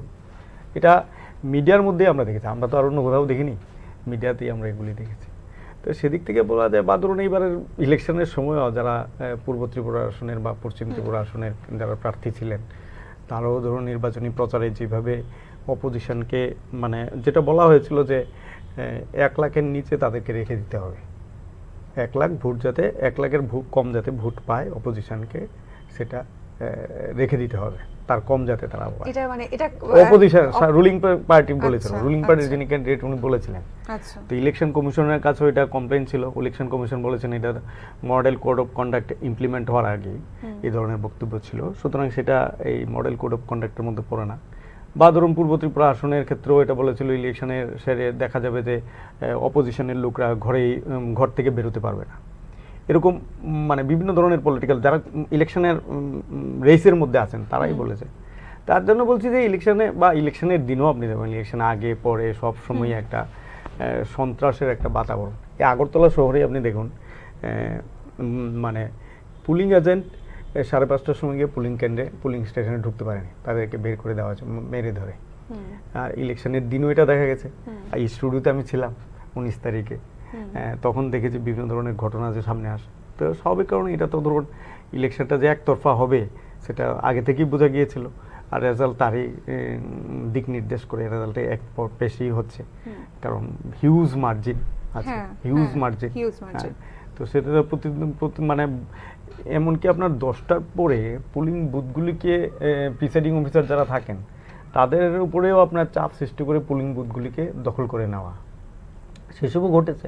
এখন ধরুন এই পুলিং প্রিসাইডিং অফিসার ইলেকশন কমিশনের কাছে কমপ্লেন করলেন কি করলেন না সেটা হচ্ছে আইনগত ব্যাপার, কিন্তু বাস্তব যেটা সেটা তো সত্যই, বাস্তব তো এটাই, ঠিক না? কিন্তু এই যে এই বাস্তবটা তো অধিকাংশ ক্ষেত্রে সামনে আসেনি। মানে 2টো যে ইলেকশন হয়েছে কয়েকটা জায়গাতে আমরা বিক্ষিপ্ত কিছু ঘটনা দেখতে পেয়েছি এবং সেই জিনিসগুলো আমরা দেখিয়েছি, সেই ঘটনাগুলো আমরা দেখিয়েছি, কিন্তু অধিকাংশ ক্ষেত্রে মানে শুধু যে কটা ঘটনা সামনে এসছে সেই কটা ঘটনার যদি প্রেক্ষিত আমরা ধরি তাহলে কি এতটা হিউজ মার্জিন হওয়াটা সম্ভব? কি মনে হয় আপনার? না, হিউজ মার্জিন মানে কি, মানে আপনি যদি ভোট কেন্দ্রটাকে পুলিং স্টেশনটাকে আপনার কবজাতে নিয়ে যান, হ্যাঁ, তাহলে আপনার হিউজ মার্জিন কেন? যত পার্সেন্ট ভোট পড়েছে সবটাই তো তাদের পক্ষে যেতে পারে, আপনি যদি পুরো মানে পুলিং স্টেশনটা আপনার পক্ষে নিয়ে নেন। তো সেদিক থেকে বলছি যে এটা কিন্তু অল ইন্ডিয়া আপনি ট্রেন্ডটা দেখুন, অল ইন্ডিয়া ট্রেন্ডে কিন্তু এটা এরকম দেখা যায় না, একদম এটা বিপরীত। একদম এটাই আমি এই জায়গাটাতেই আসছিলাম যে যদি আমি দেশের ক্ষেত্রে বলি এখনো পর্যন্ত 11:45 প্রায় 12টা বাজতে চলছে। দেশের ক্ষেত্রে কিন্তু নানা জায়গাতে খুব মানে ওপর নিচ হচ্ছে, একটা ক্ষেত্রে, কিন্তু রাজ্যে একদম একপেশে মানে এরকমও একটা গুঞ্জন শোনা গিয়েছিল যে পূর্ব ত্রিপুরার ক্ষেত্রে হয়তো শাসক দলের জয় একটু হলেও অনিশ্চিত হতে পারে, এই বিষয়টা কি বলবেন? না না, এটা মানে যারা ভেবেছেন, কারণ অপোজিশন পূর্ব ত্রিপুরা আসনে বা পশ্চিম ত্রিপুরা আসনে তারা ফুল ফ্লেজেড ক্যাম্পেইনই করতে পারেনি, তাদের পুলিং এজেন্ট মানে পুলিং স্টেশনে দিতে পারেনি, সেটা হচ্ছে বাস্তব সত্য। তো আপনি যদি ভোটের যিনি আপনার ভোট পড়ছে কি পড়ছে না এটা পুলিং স্টেশন পুলিং এজেন্ট যদি না দিতে পারে রুলিং পার্টি অপোজিশন পার্টি, তাহলে সেটার রেজাল্ট তো এরকমই হবে। এটা এর মানে এটাকে ত্রিপুরার রেজাল্টটাকে মানে ত্রিপুরার পরিপ্রেক্ষিতেও যদি দেখি, এটা আমার মনে হয় গত 6 বছরের মধ্যে এটা নর্মাল ব্যাপার। 2019-এও আপনি দেখুন, 2019-এর যে পার্লামেন্ট ইলেকশন হয়েছিল সেই সময় আপনি দেখুন এক পেশি রেজাল্ট, এক পেশি ইলেকশন। তো সেই সব তো দেখাই গেছে ত্রিপুরাতে এই প্রথম আপনার 2019-এ রিপুল দিতে হয়েছিল 163টা কেন্দ্রে। তো সেই সব আছেই, ধরুন সবারই ভয় ভীতি কাজ করে, সব রিপোর্ট সবাই দিতে পারে না, এটা তো ঘটনা। এইটা হচ্ছে ধরুন আমি বলছি যে অল ইন্ডিয়া পরিপ্রেক্ষিতে ত্রিপুরা একটা মানে ত্রিপুরাটা যে খুব গুরুত্বপূর্ণ বিষয়টা এরকম নাকি, ত্রিপুরাটা নিশ্চয়ই গুরুত্বপূর্ণ, সংখ্যার দিক থেকে দুটো আসন যাবে যদি সরকার রক্ষা করার প্রশ্নে হয়। যেমন ধরুন দুটো দেওয়ার পরেও আজকের ন্যাশনাল লেভেলে বিজেপির পক্ষে এককভাবে সরকারে আসা সম্ভব না। এখনো যা ট্রেন্ড আছে ট্রেন্ডে বিজেপির পক্ষে 272 পাওয়া সম্ভব না। 250 পাওয়াটার জন্য তাদেরকে পরবর্তী যে সময়গুলিতে রাউন্ডগুলি চলছে সেই রাউন্ডগুলিতে তাদেরকে সংঘর্ষ করতে হচ্ছে, একদম ফাইট করতে হবে। কারণ মানে এখনো পর্যন্ত শেষ খবর পাওয়া পর্যন্ত তো আইএনডিএ জোট প্রায় 200 ক্রস করে ফেলেছে, বেশি করেছে। আপনি দেখুন বেশি করেছে, কারণ আপনি যদি বিভিন্ন নিউজ চ্যানেলগুলি দেখেন তাহলে হয়তো আমরা বিভ্রান্ত হতে পারি। ইলেকশন কমিশনের যে রিপোর্ট আছে সেই রিপোর্টও আপনি দেখবেন 230-র মতো দিয়েছে আপনার এনডিএ জোটকে, আর 100 ক্রস করেছে আপনার ইন্ডিয়া জোটকে, কংগ্রেসকে। আর এমনি যদি কিছু চ্যানেলকে আমরা দেখি, সেই চ্যানেলটা ধরেন কেউ এনডিএ জোটকে বেশি দেখেছে, কেউ আপনার ইন্ডিয়া জোটকে বেশি দেখেছে। তার জন্য বলছি যে কংগ্রেসকে কোনো এক্সিট পোল কংগ্রেসকে 100 দেয়নি, কোনো এক্সিট পোল। এই জায়গাটাতেই আমি আসবো যে এক্সিট পোলের সঙ্গে আজকের সার্বিক পরিস্থিতির একটা যদি তুলনা করেন। না, আজকের সার্বিক পরিস্থিতি আপনি দেখুন না, এক্সিট পোলটা যে মানে যারাই এক্সিট পোল শো করেছিলেন, আপনি দেখুন কালকেও জি নিউজ একটা আর্টিফিশিয়াল মানে কৃত্রিম বুদ্ধিমত্তার মাধ্যমে একটা সার্ভে করেছে। সেই সার্ভেতে তারা দেখিয়েছে যে তারা যে এক্সিট পোলটা দেখেছিল তার চাইতে মানে এনডিএ এবং বিজেপির যে আসন সংখ্যা সেটা কমে এসেছে, এটা তারা দেখেছিল। আমি সংখ্যাটা বললাম না, সংখ্যাটা কমে এসেছে, মানে 280 to 305-এর মধ্যে তারা দেখিয়েছে। আর বাস্তবে যখন আপনি এক্সিট পোলটা 1 তারিখ দেখালেন সেটা হিউজ পরিমাণ দেখিয়েছে, অনেক বেশি দেখেছেন, নিয়ার অ্যাবাউট 400 আপনার কাছে। এবং যিনি ধরুন আপনার ফ্রম দ্য বিগিনিং, শুরু থেকে প্রদীপ গুপ্তা যে এক্সিং মাই ইন্ডিয়া যেটা দেখালো, সেটাতে দেখুন না প্রচুর ভুলে ভরা।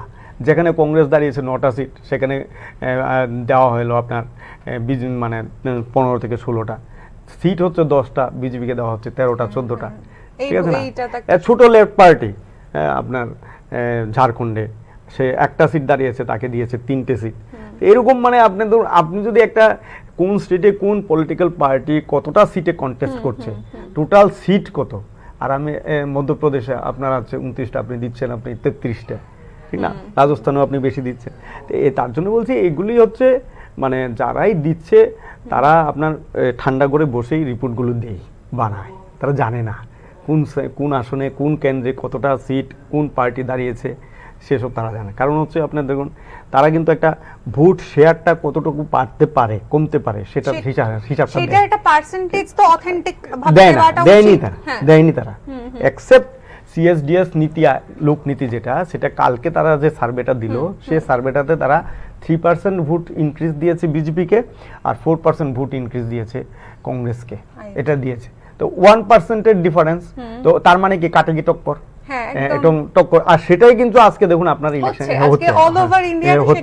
আপনি দেখুন যেটা তারা দেখিয়েছিল ওয়েস্ট বেঙ্গলে, তারা এক্সিট পোলে দেখিয়েছিল বিজেপিকে বেশি, তবে সেক্ষেত্রে ওয়েস্ট বেঙ্গলের প্রসঙ্গ তো অটোমেটিক্যালি তৃণমূলের পক্ষে আছে, কংগ্রেসের পক্ষেও আছে, 2টো সিট আছে, যা কিছু আছে।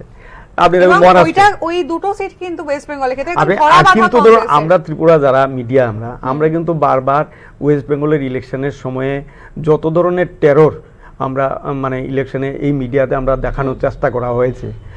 ইলেকশন কমিশন যখন কালকে প্রেস মিট করলো তাতে কিন্তু এসবের কোনো উল্লেখ ছিল না, বলে পিসফুল ইলেকশন হয়েছে অল ইন্ডিয়াতেই, ঠিক আছে। তা এরপরেও ধরুন আপনি মহারাষ্ট্রতে আপনি দেখেন মানে যা দিয়েছে তার ইন্ডিয়া জোটের পক্ষেই বেশি দিয়েছে, হ্যাঁ, এক্সিট পোলে এটা দেয়নি। ইউপিতেও কিন্তু ইন্ডিয়া জোটের পক্ষেই এখনো পর্যন্ত ইলেকশন কমিশনের রিপোর্ট অনুসারে ইন্ডিয়া জোটের পক্ষে আছে, কিন্তু এক্সিট পোল সেটা দেয়নি। তার জন্য বলছি বা গুজরাটে কোন, রাজস্থানে কোন, হ্যাঁ, গুজরাটে তো এন্ট্রি নিল, রাজস্থানে ভালো 50-50।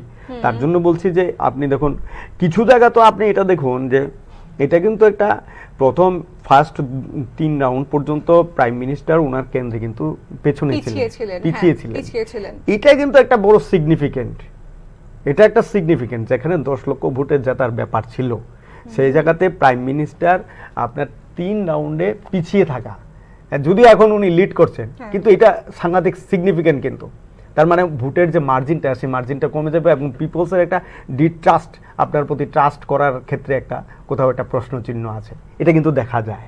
আপনি দেখেন আমিথির কেন্দ্রে আপনি দেখুন যে দুটো কেন্দ্র নিয়ে সবচেয়ে বেশি ইউপিতে চর্চার ব্যাপার ছিল, সেই দুটো কেন্দ্রে কিন্তু টালমাটাল সিচুয়েশন, এইগুলো কিন্তু এক্সিট পোলের মধ্যে রিফ্লেক্ট হয়নি, এগুলি ছিল না। তার জন্য বলছি যে এক্সিট পোলটা কখনোই কোনো সময় সায়েন্টিফিক মেথডের উপর দাঁড়িয়ে করা হয়নি। এক্সিট পোল করাটা, হ্যাঁ এটাই তো, কিন্তু এক্সিট পোল কিন্তু পুরোপুরিভাবে সায়েন্টিফিক ওয়েতেই তো বানানো উচিত। এটা হচ্ছে সায়েন্টিফিক ওয়েতে বানানোটা উচিত, কিন্তু তারা তো এই এথিক্সটা মানেন না। তারা যেটা মানেন সেটা হচ্ছে গভর্নমেন্ট অফ ইন্ডিয়া বা রুলিং পার্টি আমাকে যে লক্ষ্যমাত্রা দিয়েছে, আমাকে সেই লক্ষ্যমাত্রা দেখাতে হবে, হ্যাঁ, কোন কোন জায়গাতে কীভাবে আসতে হবে, যাতে রুলিং পার্টির যে মাস বেস আছে তারা যাতে অনেক বেশি মরালি বুস্ট হতে পারে, আর অপোজিশন যাতে মরালি ডিমোরালাইজ হতে পারে। এটা হচ্ছে মূল ব্যাপার। ডিমোরালাইজেশনের কাজটা এক্সিট পোল করতে পারে।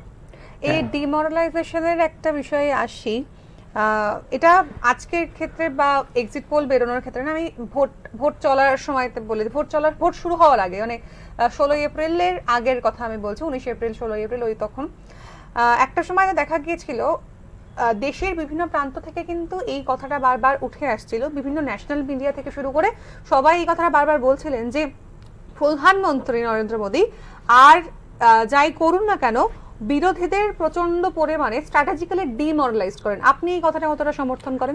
না, এটা তো ডিমোরালাইজ, প্রধানমন্ত্রী ডিমোরালাইজ করা মানে রুলিং পার্টি মানে বিজেপি ডিমোরালাইজ করে, এটা তো সত্য।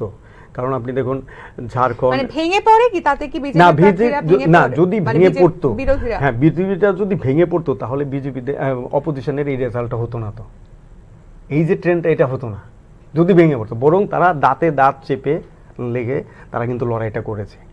আর সেই লড়াইটা যে করেছে, আপনি দেখুন বিজেপি যেই ব্যাখ্যাটা ইলেকশনের আগে দেওয়ার চেষ্টা করেছিল, ইলেকশন পিরিয়ডে দেওয়ার চেষ্টা করেছিল, আমি আমার কথা বলছি না, গভর্নমেন্ট অফ ইন্ডিয়ার যে অর্গানাইজেশন CSDS এর, আমি বারবারই বলছি, ওই সঞ্জয় কুমারও কালকেই বলেছেন একটা ইন্টারভিউতে যে জানুয়ারি মাসেও আমি ভাবতে পারিনি যে সংবিধান এবং ডেমোক্রেসি, কনস্টিটিউশন এবং ডেমোক্রেসি মেইন ইস্যু হয়ে যাবে, পিপলস এটার সাথে রিলেট করবে, এটা আমি ভাবতে পারিনি। আমি ভেবেছিলাম অন্য বিষয়, 370 হতে পারে, রাম মন্দির হতে পারে, কিন্তু দেখা গেল যত দিন যাচ্ছে তত সংবিধান এবং ডেমোক্রেসির প্রশ্নটাই রিলেট করেছে মানুষ। হ্যাঁ, তো এটা তো একটা এটা উনি করেছেন, একটা স্যাম্পল সার্ভে করেছেন, র্যান্ডাম স্যাম্পল সার্ভে করেছেন। উনি কিভাবে করেছেন সেটা উনি দিয়েছেন, 23টা রাজ্যে গিয়েছেন, 20,000 লোকের কাছ থেকে উনি স্যাম্পল সংগ্রহ করেছেন, লোকেদের সাথে কথা বলেছেন, তারা যেটা বলেছেন। তার জন্য বলছি আমাদের ব্যাখ্যাতে না, গভর্নমেন্টের যে প্রতিষ্ঠান, সে প্রতিষ্ঠান যে ব্যাখ্যাটা দেয় সেটা অনেক বেশি, আজকের দিনে এটা অনেক বেশি প্রমাণিত হয়ে গেল। আজকে রেজাল্টের মাধ্যমে মানুষ দেখলো যে অপোজিশন যে ন্যারেটিভসটা তৈরি করেছে, মানুষ সেটাতে বিশ্বাস রাখতে পেরেছে।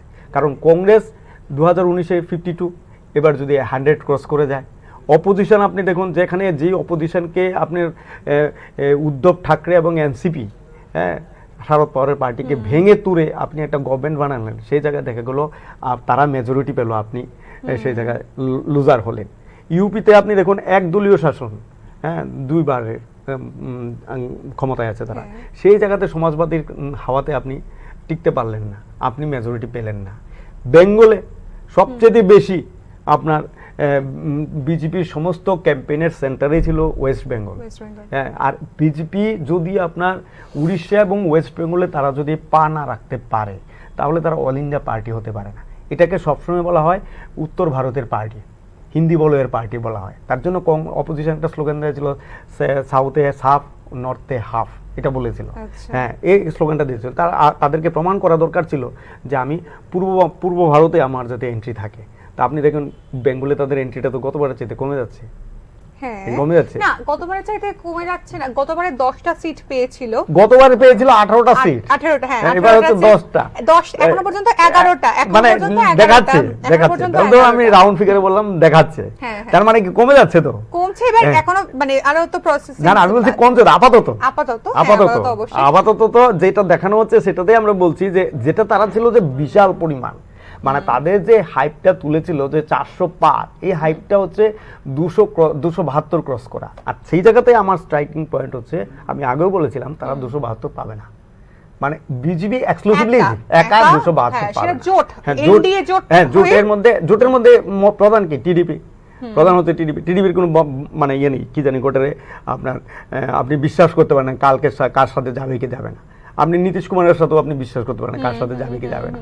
তার জন্যই বলছি যে হয়তো বিহারে তারা ভালো রেজাল্ট করেছেন, ওই অন্ধ্রের রেজাল্টে তাদের ভালো হয়েছে, মানে টিডিপি। সেদিক থেকে বলছি যে এটা হচ্ছে যে বিজেপির গতবার যে 303টা সিট পেয়েছিল, এবারে দেখা গেল তারা সেই সংখ্যাটা অর্জন করতে পারেনি। তার মানে হচ্ছে মানে অন্তত এখনো পর্যন্ত যে রেজাল্ট হ্যাঁ, এটা ধরুন এটা 80%ই কারেক্ট হয়। এখন এই যে ট্রেন্ড আছে এটার 80%ই আপনি ধরে আমরা যদি মনে করি যে এটা কারেক্ট হচ্ছে, তাহলে বিজেপিকে তার যে লাস্ট 5 ইয়ার্স বা 10 ইয়ার্সের যে শাসনে তাদেরকে পুনর্মূল্যায়ন করতে হবে যে কি কারণে আমাদের সিটটা কমলো, এটা তাদেরকে বুঝতে হবে। কারণ এটা ছাড়া তাদের পক্ষে সম্ভব না। কারণ বিজেপি যেভাবে গতবার যেহেতু আপনার জাতীয়তাবাদের একটা হাওয়া ছিল, এবার সেই হাওয়াটা নেই, কিন্তু আমার এখানেই একটা প্রশ্ন যে এইবারে এই ইলেকশন শুরু হওয়ার আগে জানুয়ারি মাসে রাম মন্দির উদ্বোধন হলো এবং পাশাপাশি আরো অনেকগুলো ইস্যু ছিল, আরো অনেকগুলো অ্যাক্টিভিটিস বিজেপি করেছে, যেটা কিন্তু অধিকাংশ রাজনৈতিক মহল মনে করেছিল যে এটা বিজেপির ভোট ব্যাংকে একটা বড় অংশ এনে দেবে। আজকের দিনে দাঁড়িয়ে আজকের ফলাফল এখনো পর্যন্ত যে ট্রেন্ড রয়েছে, এটাতে আপনার কি মনে হয় যে অ্যাক্টিভিটিস গুলো ভোটের আগে বিজেপি করেছে তার কি কোনো প্রভাব আজকের ভোটে রেজাল্টে পড়বে? পড়েনি। এটা তো আমি বারবার বলছি আমার বলার বিষয় নাই। হ্যাঁ, মানে আমার না, আমি বলছি যে ধরুন সুধীর চৌধুরী 19 তারিখের ইলেকশনের রেজাল্ট 19 এপ্রিল যখন আপনার ইলেকশন ভোট শেষ হওয়ার পর উনি যেটা বলেছেন, দেখবেন 6-7টা পয়েন্ট দিয়েছেন। আমি সবটি পয়েন্ট বলছি না, 2-1টা পয়েন্টই আপনি দেখুন কি কারণে পার্সেন্টেজটা কমলো, ভোটের পার্সেন্টেজটা তো কমলো, ঠিক আছে না? এবং প্রচুর মানুষ ভোট বয়কট করেছে, এটা একটা গুরুত্বপূর্ণ, মানে সবকিছু মিলে মানুষের ভোটের যে পার্সেন্টেজটা সেটা কমেছে। উনি কি বলেছেন? উনি বলেছেন যে রাম মন্দিরের যে 22শে জানুয়ারির যে বিষয়টা সেটা অনেক আগে হয়ে গেছে, এটা ইলেকশনের 3 সপ্তাহ বা 4 সপ্তাহ আগে হলে এটা রেজাল্ট পেতে পারতেন। আমার বক্তব্য না, কিন্তু ওরাই বলেছেন যে এটা ক্লিনস করেনি, রাম মন্দির ইস্যুটা ক্লিনস করেনি। এটা ক্লিনস করেনি বলেই কিন্তু আপনি দেখুন তার রাম মন্দির উদ্বোধন হওয়ার কয়েকদিনের মধ্যেই আপনি বিভিন্ন স্টেটের যারা পলিটিক্যাল লিডার ছিলেন তাদেরকে ভারতরত্ন দিয়ে দেওয়া হলো। ভারতরত্ন দিয়ে কিন্তু দল ভাঙানো হলো, ভারতরত্ন দেওয়া হলো আবার দল ভাঙানো হলো। নীতিশ কুমার চলে গেল, গেল দেবিলালের আপনার না চৌধুরী চরণ সিং এর নাতি চলে গেল আপনার ওইদিকে, কথা বুঝলেন? তো এটা হচ্ছে ভারত মানে কি আমার যখন মানে রাম মন্দির ইস্যুটা ক্লিনস করলো না, তখন আমি আরেকটা আমার প্ল্যান এ প্ল্যান বি সেটা কাজ করালাম, সেটা দিয়ে আমি দল ভাঙালাম। কিন্তু দল ভাঙিয়েও আপনি দেখুন রাম মন্দির ইস্যু যদি ক্লিনস করে থাকে তাহলে ইউপিতে তো তাদের সুইপ করার কথা, সেই জায়গায় তো সুইপ হলো। বরং যারা রাম মন্দির উদ্বোধনী অনুষ্ঠানে যারা পার্টিসিপেট করেনি সেটার জন্য তাদেরকে ইলেকশনে ক্যাম্পেইন করতে হয়েছে যে আপনি সংখ্যালঘুদের ভোটটা রক্ষা করার জন্য আপনি জাননি, এটাই তো বলেছি। আপনি তখন পুরো ক্যাম্পেইনটাতে প্রধানমন্ত্রী যেভাবে ক্যাম্পেইন করেছেন সেটা পুরোপুরি একটা ধর্মীয় সম্প্রদায়কে আপনার বাতিল করা, আমি বাতিল শব্দটা ব্যবহার করছি, নালিফাই করে তাদেরকে মানে এবার ঘুষ বেটিয়া আপনি কি জানি তাদের সমস্ত সম্পত্তি দখল করে তাদের কাছে দিয়ে দেওয়া, সমস্ত কিছু অ্যান্টি মুসলিম মানে এন্টি রিলিজিয়াস মঙ্গারিংটা উনি করেছেন, তার রেজাল্ট তো এটা আছে। কারণ যে জায়গাতে উনি করেছিলেন, রাজস্থান থেকে শুরু করেছেন, সেই রাজস্থানে বিজেপির আসন সংখ্যাটা কমে গেল, সেই ক্ষেত্রে ইউপিতে তাদের আসন সংখ্যাটা কমে গেল। কথা বুঝতে পারছেন তো? সেদিক থেকে বলছি এগুলো মানে ধর্মীয় বিভাজন একটা জিনিস, আর হচ্ছে রিয়েল ইস্যু আর একটা জিনিস। অপোজিশন এবার ধর্মীয় বিজেপির যে ফাঁদ থাকে, রুলিং পার্টির একটা ফাঁদ থাকে যে কট্টর হিন্দুত্ববাদের ভোটটাকে আমি, হিন্দুত্বের ভোটটাকে, হিন্দুবাদী ভোটটাকে সংহত করব, আর একটা অংশ মুসলিমদের আমি আইসোলেটেড করব। তারা কিন্তু এই ঘেরাটোপের মধ্যে, এই ফাঁদে তারা পা দেননি। তারা এবার রিয়েল যে পাবলিক ইস্যু এগুলিকে তারা তুলে ধরেছেন, আর সেটাকে আমি বারবার বলছি, তার সেটাকে স্বীকৃতি দিলেন ওই CSDS এর লোকনীতি যে অর্গানাইজেশন আছে, উনি চেয়ারম্যান, উনি এটা স্বীকৃতি দিলেন। সেদিক থেকে আমার কাছে মনে হয় যে তারা যদি এই সোশ্যাল যে প্রবলেমগুলি, মানে ধরুন আপনার বেকারত্ব বলুন, মুদ্রাস্ফীতি বলুন, যা সংবিধানের উপর আক্রমণ, ধর্মনিরপেক্ষ, এই যে ইস্যুগুলি, হ্যাঁ, সেই আর এবারও আপনি দেখুন সবচেয়ে বেশি মহিলা ভোটাররা পার্টিসিপেট করেছে, ভোট দিয়েছেন, সবচেয়ে বেশি দিয়েছেন, ঠিক না? শুধু মধ্যপ্রদেশ ছাড়া বাকি সমস্ত জায়গাতে মহিলাদের ভোটারদের পার্টিসিপেশন সবচেয়ে বেশি ছিল। তো সেদিক থেকে বলছি, এই যদি আপনার ভোটটা ইউপিতে মহিলারা ভোট দিয়ে থাকে, তো গভর্নমেন্ট মানে বিজেপির বিরুদ্ধে ভোট দিয়েছে। যদি মহারাষ্ট্রে মহিলারা ভোট দিয়ে থাকে, তাহলে বিজেপির বিরুদ্ধে ভোট দিয়েছে, তাদের জোটটার বিরুদ্ধে। এবার আরেকটা প্রশ্ন, যে আমরা কর্ণাটক এবং মহারাষ্ট্রের একটা বিপরীত চিত্র এবারের রেজাল্টে দেখছি। কর্ণাটকে বিজেপি গেইন করলো, খানিকটা হলেও গেইন করেছে, মহারাষ্ট্রতে ফল করছে।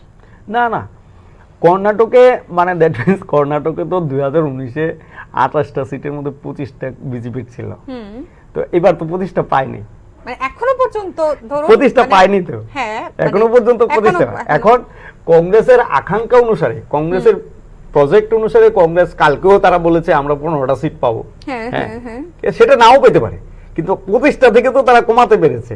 প্রশ্নটা হচ্ছে এই জায়গা, বিজেপি গতবার 25 পেয়েছিল, এবার 25 এর কাছে নেই, এখনো পর্যন্ত নেই, মানে এখনো ধরো 3টে রাউন্ড শেষ হয়েছে, যত রাউন্ডেই, আমি তো এই রাউন্ড ধরেই কথা বলবো, হ্যাঁ, যেটা আছে সেটা ধরে, যে বিজেপি এখনো কর্ণাটকে গতবারের পজিশনটা ধরে রাখতে পারেনি। এমনকি মহারাষ্ট্র, তারা গতবার মানে 2019-এ বিজেপি একাই পেয়েছিল 23টা সিট, আর তার শরিকরা মিলে পেয়েছিল 41, টোটাল 41 পেয়েছিল তারা, হ্যাঁ। তো 41-এর জায়গা তো তারা এখন কোথায় চলে এসেছে, নিচে। এটাই মহারাষ্ট্রতে ফল করলো। এটা এই যে ফল করছে, মানে এখন ধরুন এই ফল না, এখন আপনাকে দুটো রাজনৈতিক দলের অরিজিনাল যে, তারা যে অরিজিনাল মানে মূল যে সংগঠন, সেই সংগঠনের স্বীকৃতিটা তারা পাবে। যেটা আপনি এনসিপি কে দিয়েছিলেন, অজিত পাওয়ার গ্রুপকে, যেটা আপনি দিয়েছিলেন শিন্দে গ্রুপকে, এখন তারাই পাবে আসল শিবসেনার স্বীকৃতি পাবে, আসল এনসিপির স্বীকৃতি পাবে, তারাই তো পাবে। তা এই যে ধরুন পাওয়ারকে ধরে আপনি যে রং এক্সারসাইজ করলেন, পিপলস তার বিরুদ্ধে ভার্ডিক্টটা দিয়ে দিয়েছে, ঠিক আছে না? আর কর্ণাটকও কংগ্রেসের আকাঙ্ক্ষা অনুসারে গতবার যেটা তারা আশা করেছিল, সেই আশাটা হয়তো তারা 15টা পায়নি, কিন্তু তারা তো এক সংখ্যার মধ্যে আছে, 7টা 8টা 9টার মধ্যেই আছে তারা, ঠিক না? সেদিক থেকে কিন্তু তাদের যেটা গেইন, আপনি কেরালাতেও তাদের পক্ষে সেই ধরনের এন্ট্রি নেই, তামিলনাড়ুতেও সেই ধরনের এন্ট্রি নেই, একটা দুটো যদি বাড়তে পারে। তার জন্য আমি প্রথমে বলেছি ভোট শেয়ারটা হচ্ছে মেইন ফ্যাক্টর। কারণ কংগ্রেসের যদি 4% ভোটে মোর দেন 100 ক্রস করে যায়, তাহলে তাদের ইন্টারেস্টটা বেশি। আপনার 3% ভোট শেয়ারে কিন্তু আপনার কমে গেল, আপনার গতবার চাইতে আপনি 37% সামথিং পেয়েছিলেন, এবার 3% বেড়েছে, কিন্তু আপনার আসন সংখ্যা 272-এর নিচে চলে এসেছে। আর কংগ্রেসের যেটা ছিল 52, সেটা ইনক্রিজ করে গেছে। তাহলে ভোট শেয়ার 1% বাড়াতেই কিন্তু আপনার আসন সংখ্যা অনেক বেড়ে গেল, কথা বলতে পারছেন? এবং বেটার রেজাল্ট তারা করলো, দু একটা স্টেট বাদ দিলে, ঠিক আছে না? কিন্তু তারা কামব্যাক করেছে। রাজস্থানে তারা গতবার তারা 0 ছিল, রাজস্থানে তারা পায়নি, এবার রাজস্থানে তারা 50-50। গুজরাটে তাদের ছিল না, গুজরাটেও তারা এন্ট্রি নিয়েছে। কর্ণাটকও তাদের ছিল না, কর্ণাটকও তারা এন্ট্রি নিয়েছে। তার জন্যই বলছি যে ওভারঅল কংগ্রেসের মানে অপোজিশনের রেজাল্টটা অনেক বেটার। এই ধরনের একটা রেজিমেন্টেড অর্গানাইজেশন, মানে রেজিমেন্টেড পার্টি, হ্যাঁ, সেই একদলীয় যে শাসন, সেই শাসনের বিরুদ্ধে এবারে যে অপোজিশনের রেজাল্ট যে আপনি বলছেন যে একটু হলেও বেটার, এই বেটারটা কেন? অ্যালায়েন্সের জন্য কি, মানে যে এলাকা ভিত্তিক যে দলগুলো রয়েছে তাদের সঙ্গে অ্যালায়েন্সের জন্যই কি এই বেটার রেজাল্ট? না, ধরুন অ্যালায়েন্সের জন্য যদি রেজাল্ট বেটার হয়, তাহলে তো গুজরাটে সবচেয়ে ভালো হতো, হ্যাঁ, দিল্লিতে সবচেয়ে ভালো হতো, ঠিক না? সেটা তো হয়নি, ঠিক আছে না? অ্যালায়েন্সের জন্য ভালো হয়েছে মহারাষ্ট্রে আর উত্তরপ্রদেশে, আচ্ছা এই দুটো রাজ্যে আপনি দেখুন তুলনামূলকভাবে ভালো হয়েছে। তামিলনাড়ুতে ভালো হয়েছে, তামিলনাড়ুতে সবসময় ভালো হয়। কিন্তু আমি যেটা বলছি যে কংগ্রেস প্রথম থেকে যে ইস্যুগুলোকে তুলে ধরার চেষ্টা করেছে, তুলে ধরেছে, এবং তারা এই বিষয়গুলিতে সবচেয়ে বেশি জোর দিয়েছে ইলেকশনের সময়, সব সময়। তারা এবার অন্য কোনো প্রশ্নে ডাইভার্ট হয়নি। বিজেপির তোলা যে ফাঁদ থাকে, নরম হিন্দুত্ববাদের যে ফাঁদ থাকে, মন্দিরে গিয়ে পুজো দেওয়া, হ্যাঁ, মসজিদে গিয়ে নামাজ পড়া, এসব তারা করেনি। নরম হিন্দুত্বের ব্যাপার, এই ইলেকশনের আগে এটা যাওয়া সেটা যাওয়া, যেটা তারা করে থাকেন। তাদের তোলা প্রশ্নগুলিকে তারা, হ্যাঁ, এই সমস্ত প্রশ্নগুলির দ্বারাই তারা মোকাবেলা করেছেন, সোশ্যাল কজকে। তো এটা হচ্ছে মূল বিষয়, যে মানুষ এই সমস্ত সমস্যা, মানে বেকারত্ব, মুদ্রাস্ফীতি, ডেমোক্রেসি, কনস্টিটিউশন, এইগুলিকে মানুষ অনেক বেশি বিশ্বাস করেছে যে যদি এককভাবে এই সরকারকে, আমরা বর্তমান সরকারকে ভোট দেওয়া হয়, তাহলে সরকার অনেক বেশিভাবে এই সংবিধান এবং ডেমোক্রেসিটা খতম করবে, যেটা সঞ্জয় কুমারও বলেছে। সেটাই হচ্ছে আমার কাছে যেটা মনে হয়, এটা হচ্ছে ডিফারেন্সটা। যে কংগ্রেসের কোথাও যদি কংগ্রেস ইন্ডিপেন্ডেন্টলি অ্যাসার্ট করে থাকে, ইন্ডিপেন্ডেন্টলি অ্যাসার্ট করেছে, সেই সমস্ত নিশ্চয়ই আপনার সহযোগী যে দলগুলি আছে তাদের সহযোগিতা ছাড়া তো এটা সম্ভব না। কারণ আপনি যদি গুজরাটে 4টে সিটও পেয়ে থাকেন, তাহলে আপের সমর্থন ছাড়া আপনার পক্ষে সম্ভব না। অবশ্যই তাই। আপনি যদি দিল্লিতে সেকেন্ড পজিশনও থাকেন, তাহলে আপের সমর্থন অবশ্যই রয়েছে। পাঞ্জাবেও যদি আপনি বিজেপিকে মানে ওয়াশ আউট করে থাকেন, তাহলে এটা আপের জন্য হয়েছে, এটা কেউ অস্বীকার করে না। রাজস্থানে তো আর অন্য কেউ ছিল না, তারা কংগ্রেস নিজেরাই ফাইট করেছে একদম। আবার আপনার মহারাষ্ট্রে এটা শিবসেনা এবং এনসিপি মিলেই আপনার ফাইটটা করেছে। আপনি এটাও একটা দেখুন যে প্রধানমন্ত্রী মোর দেন 150-র উপরে আপনার সভা করেছেন, র্যালি, রোড শো এসব করেছেন। তেজস্বী যাদব করেছেন 250-র উপরে, রাহুল গান্ধী করেছেন 75। সেটাও তো একটা ফ্যাক্টর। এবার হচ্ছে কি, রাহুল গান্ধী কেন করেছেন, যে আপনার এক একটা এলাকা এক একজনকে ছেড়ে দিয়েছেন। যেমন অখিলেশ যাদব ইউপিটাই দেখেছেন, হ্যাঁ, তেজস্বী যাদব বিহারটা দেখেছেন, মহারাষ্ট্র উদ্ধব ঠাকরে উপর ছেড়ে দিয়েছেন। এই যে ধরুন এক একটা লিডারশিপকে তার এলাকার জন্য যে জনপ্রিয় তাকেই এটা ছেড়ে দিয়েছে। কিন্তু বিজেপির ক্ষেত্রে সেটা নেই। বিজেপির পক্ষে কিন্তু একজনই নেতা, যে নেতার পক্ষে এত সবকিছু সামলে নেওয়া, প্রচার করা করতে হয়। সেক্ষেত্রে কি ওনার প্রধানমন্ত্রীর ট্যাগটা, মানে ওনার যে রিনাউন্ড, যে ওনার আগে যে নাম, যে উনি প্রধানমন্ত্রী দেশের, তো সেটা কি কাজ করে?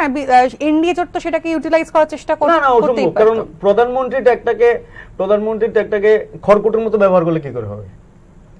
প্রধানমন্ত্রী, আপনি দেখুন, প্রধানমন্ত্রী, আমি তার জন্যই প্রথমে বলেছি, প্রধানমন্ত্রী যদি ফার্স্ট 3 রাউন্ডে আপনার পেছনে থাকে, তাহলে তো এটা বুঝতে হবে প্রধানমন্ত্রীর যে এই 10 বছরের কার্যকাল বা এই নির্বাচনের সময় ওনার যে পজিশন, সেটা কোথাও না কোথাও কি মানুষের মধ্যে একটা বিরূপ মনোভাব তৈরি করেনি? খড়কুটোর মতো কেন ব্যবহার করা হবে? মানে সব কিছুর মধ্যে আপনি ব্যবহার করে যাচ্ছেন, তাহলে সেকেন্ডারি লিডারশিপ কোথায়? সেকেন্ডারি লিডারশিপ তো নেই। কিন্তু অপোজিশনের ক্ষেত্রে কিন্তু অনেক লিডার আছে। আপনি দেখুন দিল্লি অরবিন্দ কেজরিওয়াল, হ্যাঁ। এই বিষয়ের ব্যাপারে আরেকটা বিষয়, যে অরবিন্দ কেজরিওয়ালের এই যে জেলে চলে যাওয়া, তাকে এই ইলেকশন পিরিয়ডের মধ্যে জেলে ঢুকিয়ে নেওয়া এবং মাঝখানে ছেড়ে দেওয়া, ইলেকশনের মধ্যে ছেড়ে দেওয়া, তো এইটার একটা এফেক্ট কি দিল্লির ভোটে পড়েছে? অরবিন্দ কেজরিওয়াল যে বেরিয়ে আসলেন মাঝখানে জেল থেকে, এবং গতকাল আবার উনি করেছেন, এটা কি দিল্লির ক্ষেত্রে কিছু কিছু জায়গাতে আপনি দেখবেন যে রাজ্যের জন্য ধরুন আপনার একটা শক্তিশালী রাজ্য সরকার দরকার। এটা সিভিল এবিলিটিজের জন্য, সিভিক এবিলিটিজ যেটি বলা হয়, শহরের যে বিভিন্ন ধরনের সুযোগ সুবিধা, সেটি পাওয়ার জন্য আমরা স্টেট গভর্নমেন্টের উপর ডিপেন্ড করে থাকি। তার জন্য একটা বেটার স্টেট গভর্নমেন্ট আমাদের কাছে, লিবারেল একটা স্টেট গভর্নমেন্ট থাকে, এই দিক থেকে তারা আপকে তারা ভোট দিতে পারেন। আবার একটা ন্যাশনাল অ্যাঙ্গেল থেকে তারা বিজেপিকে ভোট দিতে পারেন, ন্যাশনাল ইন্টারেস্টে, হ্যাঁ, জাতীয় একটা ইন্টারেস্ট, এই ইন্টারেস্টে তারা দিতে পারে। এটা দিল্লির ক্ষেত্রে হতে পারে মেবি। আবার অন্য অনেক ক্ষেত্রে এটা হতে, মধ্যপ্রদেশে দেখুন 29 বিজেপি পেয়েছে, হ্যাঁ, তো 4 রাউন্ড ভোট শেষে, বাকি রাউন্ডগুলি বাকি আছে, 4 রাউন্ড শেষে এটা পেয়েছে। তার জন্য বলছি যে এটা ধরুন ওনাকে বের করে আনার পরে উনি হয়তো ধরুন 21 দিনের একটা পলিটিক্যাল ক্যাম্পেইন করেছেন, এবং সেটা হিউজ ক্যাম্পেইন। কিন্তু এই ক্যাম্পেইনে হয়তো ধরেন মার্জিনের যে ভোটের যে মার্জিন, সেটা হয়তো কমতে পারে। যদি উনি না থাকতেন তাহলে ওই মার্জিনটা আরো বাড়তে পারে মেবি। হ্যাঁ, সেরকম। আজকে এখনো পর্যন্ত আমাদের কাছে যে আপডেট ছিল, সেই আপডেটের উপর আমরা অল ইন্ডিয়ার উপর এখনো পর্যন্ত ভোটের যে গণনা চলছে, সেই গণনার একটা বিস্তারিত অ্যানালিসিস করলাম। এখনো পর্যন্ত তবে দেশের আঙ্গিক বলুন এবং রাজ্যের আঙ্গিক, সেখানে কিন্তু এখনো বিজেপি এগিয়ে রয়েছে। তবে দেশের ক্ষেত্রে কিন্তু এখনো বলতে গেলে কাঁটে টাক্কর চলছে এনডিএ জোট এবং ইন্ডিয়া অ্যালায়েন্সের মধ্যে। একদম সর্বশেষ রিপোর্ট পাওয়া না পর্যন্ত কে বসবেন আসল দিল্লির মসনদে তা জানা যাচ্ছে না। এতক্ষণ আপনাদের সঙ্গে ছিলাম আমি সহেলি এবং আমার সঙ্গে ছিলেন মৃন্ময় চক্রবর্তী। সকলে ভালো থাকুন, সুস্থ থাকুন। ঠিক আছে। শিবসেনা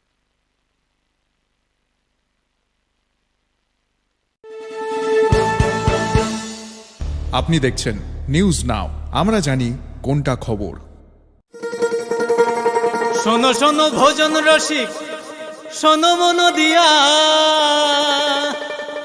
ঝাঁঝের স্বাদে রান্না করো লং তরাই দিয়া। ইলিশ সর্ষে পোস্ত বাটা যেমন ইচ্ছে নাও, মালাই চিংড়ি মাংস কষা চেটে পুটে খাও, আহা চেটে পুটে খাও, আহা চেটে পুটে খাও। লং তরাই কাচ্চি ঘানির সর্ষে তেলে টেস্ট, যে খাবে সেই বলবে লং তরাই বেশ। লং তরাই সর্ষের তেল, ঝাঁঝে স্বাদে তোমাকে চাই। আহা লং তরাই বেশ, আহা লং তরাই বেশ।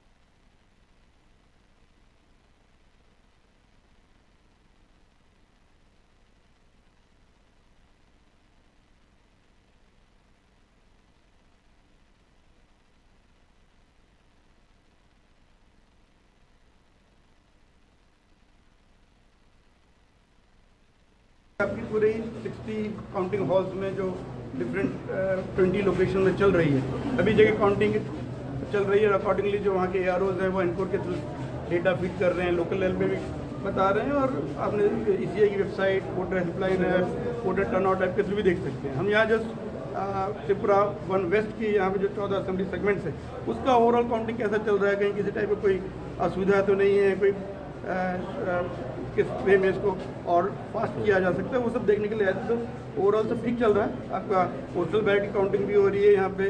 इसके अलावा जो सर्विस वोटर है, इलेक्ट्रॉनिकली ट्रांसमिटेड पोस्टल बैलेट, उनका भी प्री काउंटिंग पहले किया जाता है स्कैनर यूज़ करके, तो वो भी चल रहा है। आशीष शाह जी ने कंप्लेन किया था काउंटिंग ठीक तरह से नहीं हो रहा है, इसके बारे में क्या बोलेंगे? निकाल दिया गया, मतलब काउंटिंग एजेंट को निकाल दिया गया। बोला कि काउंटिंग एजेंट जो गए थे अंदर उनको निकाल दिया गया है। तो अगर कोई उन्होंने स्पेसिफिक किसी पर्टिकुलर काउंटिंग हॉल के बताया है कि किस टेबल में किस हॉल में किया गया है, नहीं तो उसका अभी हम वहाँ पे जो कंसर्न उस हॉल के जो काउंटिंग एजेंट हैं उनको हमने ये भी बोला कि वो स्पेसिफिक इन्फॉर्मेशन कंप्लेंट दें, किसने निकाला, किस टेबल पर निकाला, ताकि उसके अकॉर्डिंगली जो रूल के हिसाब से जो एक्शन लेना होगा कंसर्न लोगों को अगेंस्ट वो लिया जाएगा। उन्होंने कहा कि आपको सूचित किया गया था, लेकिन आपने कोई जवाब नहीं दिया। नहीं, वो तो एक्शन आरओ को दे ही रहे, आरओ कर ही रहे। ये उन्होंने अभी तो काउंटिंग चल ही रही है, एक्शन कब दिया कब बताइए ये तो विषय अलग चीज़ है। उन्होंने स्पेसिफिक कोई इन्फॉर्मेशन दिया तो ऑलरेडी उसको इंक्वायर किया जा रहा है, और जो काउंटिंग एजेंट नहीं पहुंच पाए उनको बोली कि वो सामने आके कंप्लेंट दें, ताकि किसने किया उसके वे में इंक्वायरी प्रॉपरली की जा सके। अगर ऐसा हो तो कोई एक्शन लिया जाएगा क्या? वो तो सारे फैक्ट्स है, वो तो इंक्वायरी करके ही एक्शन लिया जाएगा ना। अगर फैक्चुअल पोजीशन सही होगी तो एक्शन लिया जाएगा। ठीक है, चलिए ओके, और बाकी हम देखते हैं। And one family, we all need to work together and we all need to progress together. So I wish the best for even Biplab Dada, let him do well, and for all the people of Tripura. Thank you. All India result के बारे में क्या बोलेंगे? What would be the last? Public support और दिख रहा है, and we will wait for the result. The result के लिए रुकते हैं, और अगर ऊपर वाला चाहता है तो आप लोग सबका प्यार और जनता का प्यार, जो सपोर्ट आप लोग ने दिया है, उससे हम लोग देखते हैं। अभी तक तो आप 3 लाख वोट से लीडिंग कर रहे हैं, तो जीत पक्का समझो हम लोग। वो अभी मैं नहीं बोलूँगी जब तक वो डिक्लेयर नहीं हो जाएगा। So let it be declare and then we will all sit and will I love to congratulate all the public for their support and all the people, the BJP party, the Motha party, IPS, IPFT, all of them who have done hard work, बहुत मेहनत किया है, उसका फल के लिए आपको थोड़ा देर रुकना पड़ेगा, उसके बाद फिर। मैम, वेस्ट त्रिपुरा में भी बीजेपी इज डूइंग गुड। প্রথমত ত্রিপুরার ট্রেন্ড এবং সর্বভারতীয় ট্রেন্ড দুটোই আমাদের সামনে চলে এসছে, অনেকটাই ট্রেন্ড ক্লিয়ার হচ্ছে। তবে যদিও আমার মনে হয় যে আরও সম্পূর্ণভাবে ট্রেন্ড কি বলছে সেটা আমাদের বুঝতে আরও অন্তত 12:30 একটা অবধি ওয়েট করতে হবে। তো এখন অবধি যে ট্রেন্ড আমাদের সামনে আছে সেই ট্রেন্ড অনুযায়ী ত্রিপুরার পশ্চিম ত্রিপুরা লোকসভা কেন্দ্র এবং পূর্ব ত্রিপুরা লোকসভার সংরক্ষিত আসন দুটোতেই ভারতীয় জনতা পার্টির প্রার্থীরা বিপুল ভোটের ব্যবধানে জয়লাভ করছেন। এবং বিশেষ করে আমি বলবো, পশ্চিম ত্রিপুরা লোকসভা কেন্দ্রে মাননীয় বর্তমান রাজ্যসভার সাংসদ বিপ্লব কুমার দেব মহোদয় উনি ঐতিহাসিক ব্যবধানে জয়লাভ করার দিকে এগিয়ে চলেছেন। সেই সঙ্গে রামনগর বিধানসভার যে উপনির্বাচন হয়েছে সেই উপনির্বাচনেও নিশ্চিত জয়ের লক্ষ্যে প্রার্থী দীপক মজুমদার মহোদয় এগিয়ে চলেছেন। আর সর্বভারতীয় যে ট্রেন্ড রয়েছে সেখান থেকে স্পষ্টভাবে এটা বলা যেতে পারে যে এই প্রথম স্বাধীনোত্তর ভারতে তৃতীয়বারের জন্যে একজন প্রধানমন্ত্রী আবার দায়িত্ব নিচ্ছেন। যশস্বী প্রধানমন্ত্রী নরেন্দ্র মোদীজির নেতৃত্বে সরকার গঠিত হচ্ছে তৃতীয়বারের জন্য, সেটা নিশ্চিত হয়ে গেছে। এবং অ্যাবসলিউট মেজরিটি নিয়ে, কমফোর্টেবল মেজরিটি নিয়ে বিজেপি এনডিএকে সঙ্গে নিয়ে নতুনভাবে ক্ষমতায় প্রতিষ্ঠিত হচ্ছে। বিরোধী দলের অভিযোগ, এজেন্ট যারা রয়েছে তাদেরকে বের করে দেওয়া হয়েছে, কি বলবেন সেই বিষয়ে? দেখুন, বিরোধী দলের যে এজেন্ডা সেটা গোটা দেশবাসীর সামনে স্পষ্ট হয়ে গেছে। বিরোধী দল বারবারই বলছে যে দেশে গণতন্ত্র নেই, দেশের ইলেকশন কমিশন বিক্রি হয়ে যায়, এই ধরনের ভিত্তিহীন প্রচুর অভিযোগ তারা ইলেকশনের আগ থেকে করছে। যদি গণতন্ত্র না থাকে, যদি মানুষের মতাধিকারের প্রয়োগ যদি তার সুফল না পায়, তার রিফ্লেকশন যদি ভোটের মাধ্যমে না আসে, তাহলে বিরোধীরা সিট পাচ্ছে কোত্থেকে? তাদের তো ওয়াশ আউট হয়ে যাওয়ার কথা তাহলে, কিন্তু সেটা তো হচ্ছে না। আসলে বিরোধীদের মূল বক্তব্যটাই হচ্ছে যে সরকার যা করবে, উন্নয়নমূলক যা হবে, দেশ যেভাবে এগিয়ে চলবে, তার ক্ষেত্রেও তাকে বিরোধিতা করতে হবে, বিরোধিতা করে দেশের বদনাম করতে হবে। তো এই ট্রেন্ড সেট যেটা করেছে বিরোধীরা, সেটা দেশের জন্য, ভবিষ্যৎ প্রজন্মের জন্য শোভনীয় নয়, মঙ্গলজনক নয়। এটা অত্যন্ত লজ্জাস্কর। বিরোধীদের ইতিবাচক দৃষ্টিভঙ্গি নিয়ে রাজনীতি করা উচিত। আমরা যেটা ভারতীয় জনতা পার্টি করি, যেখানে আমরা ক্ষমতায় আছি সেখানেও ইতিবাচক দৃষ্টিভঙ্গি নিয়ে আমরা কাজ করি মানুষের জন্য। যেখানে ক্ষমতায় নেই আমরা, সেখানেও ইতিবাচক দৃষ্টিভঙ্গি নিয়ে দেশের স্বার্থে, মানুষের স্বার্থে আমরা কথা বলি এবং কাজ করি। তো এই ট্রেন্ড বিরোধীদের যদি চলে আসে, তাহলে সেটা দেশের জন্য,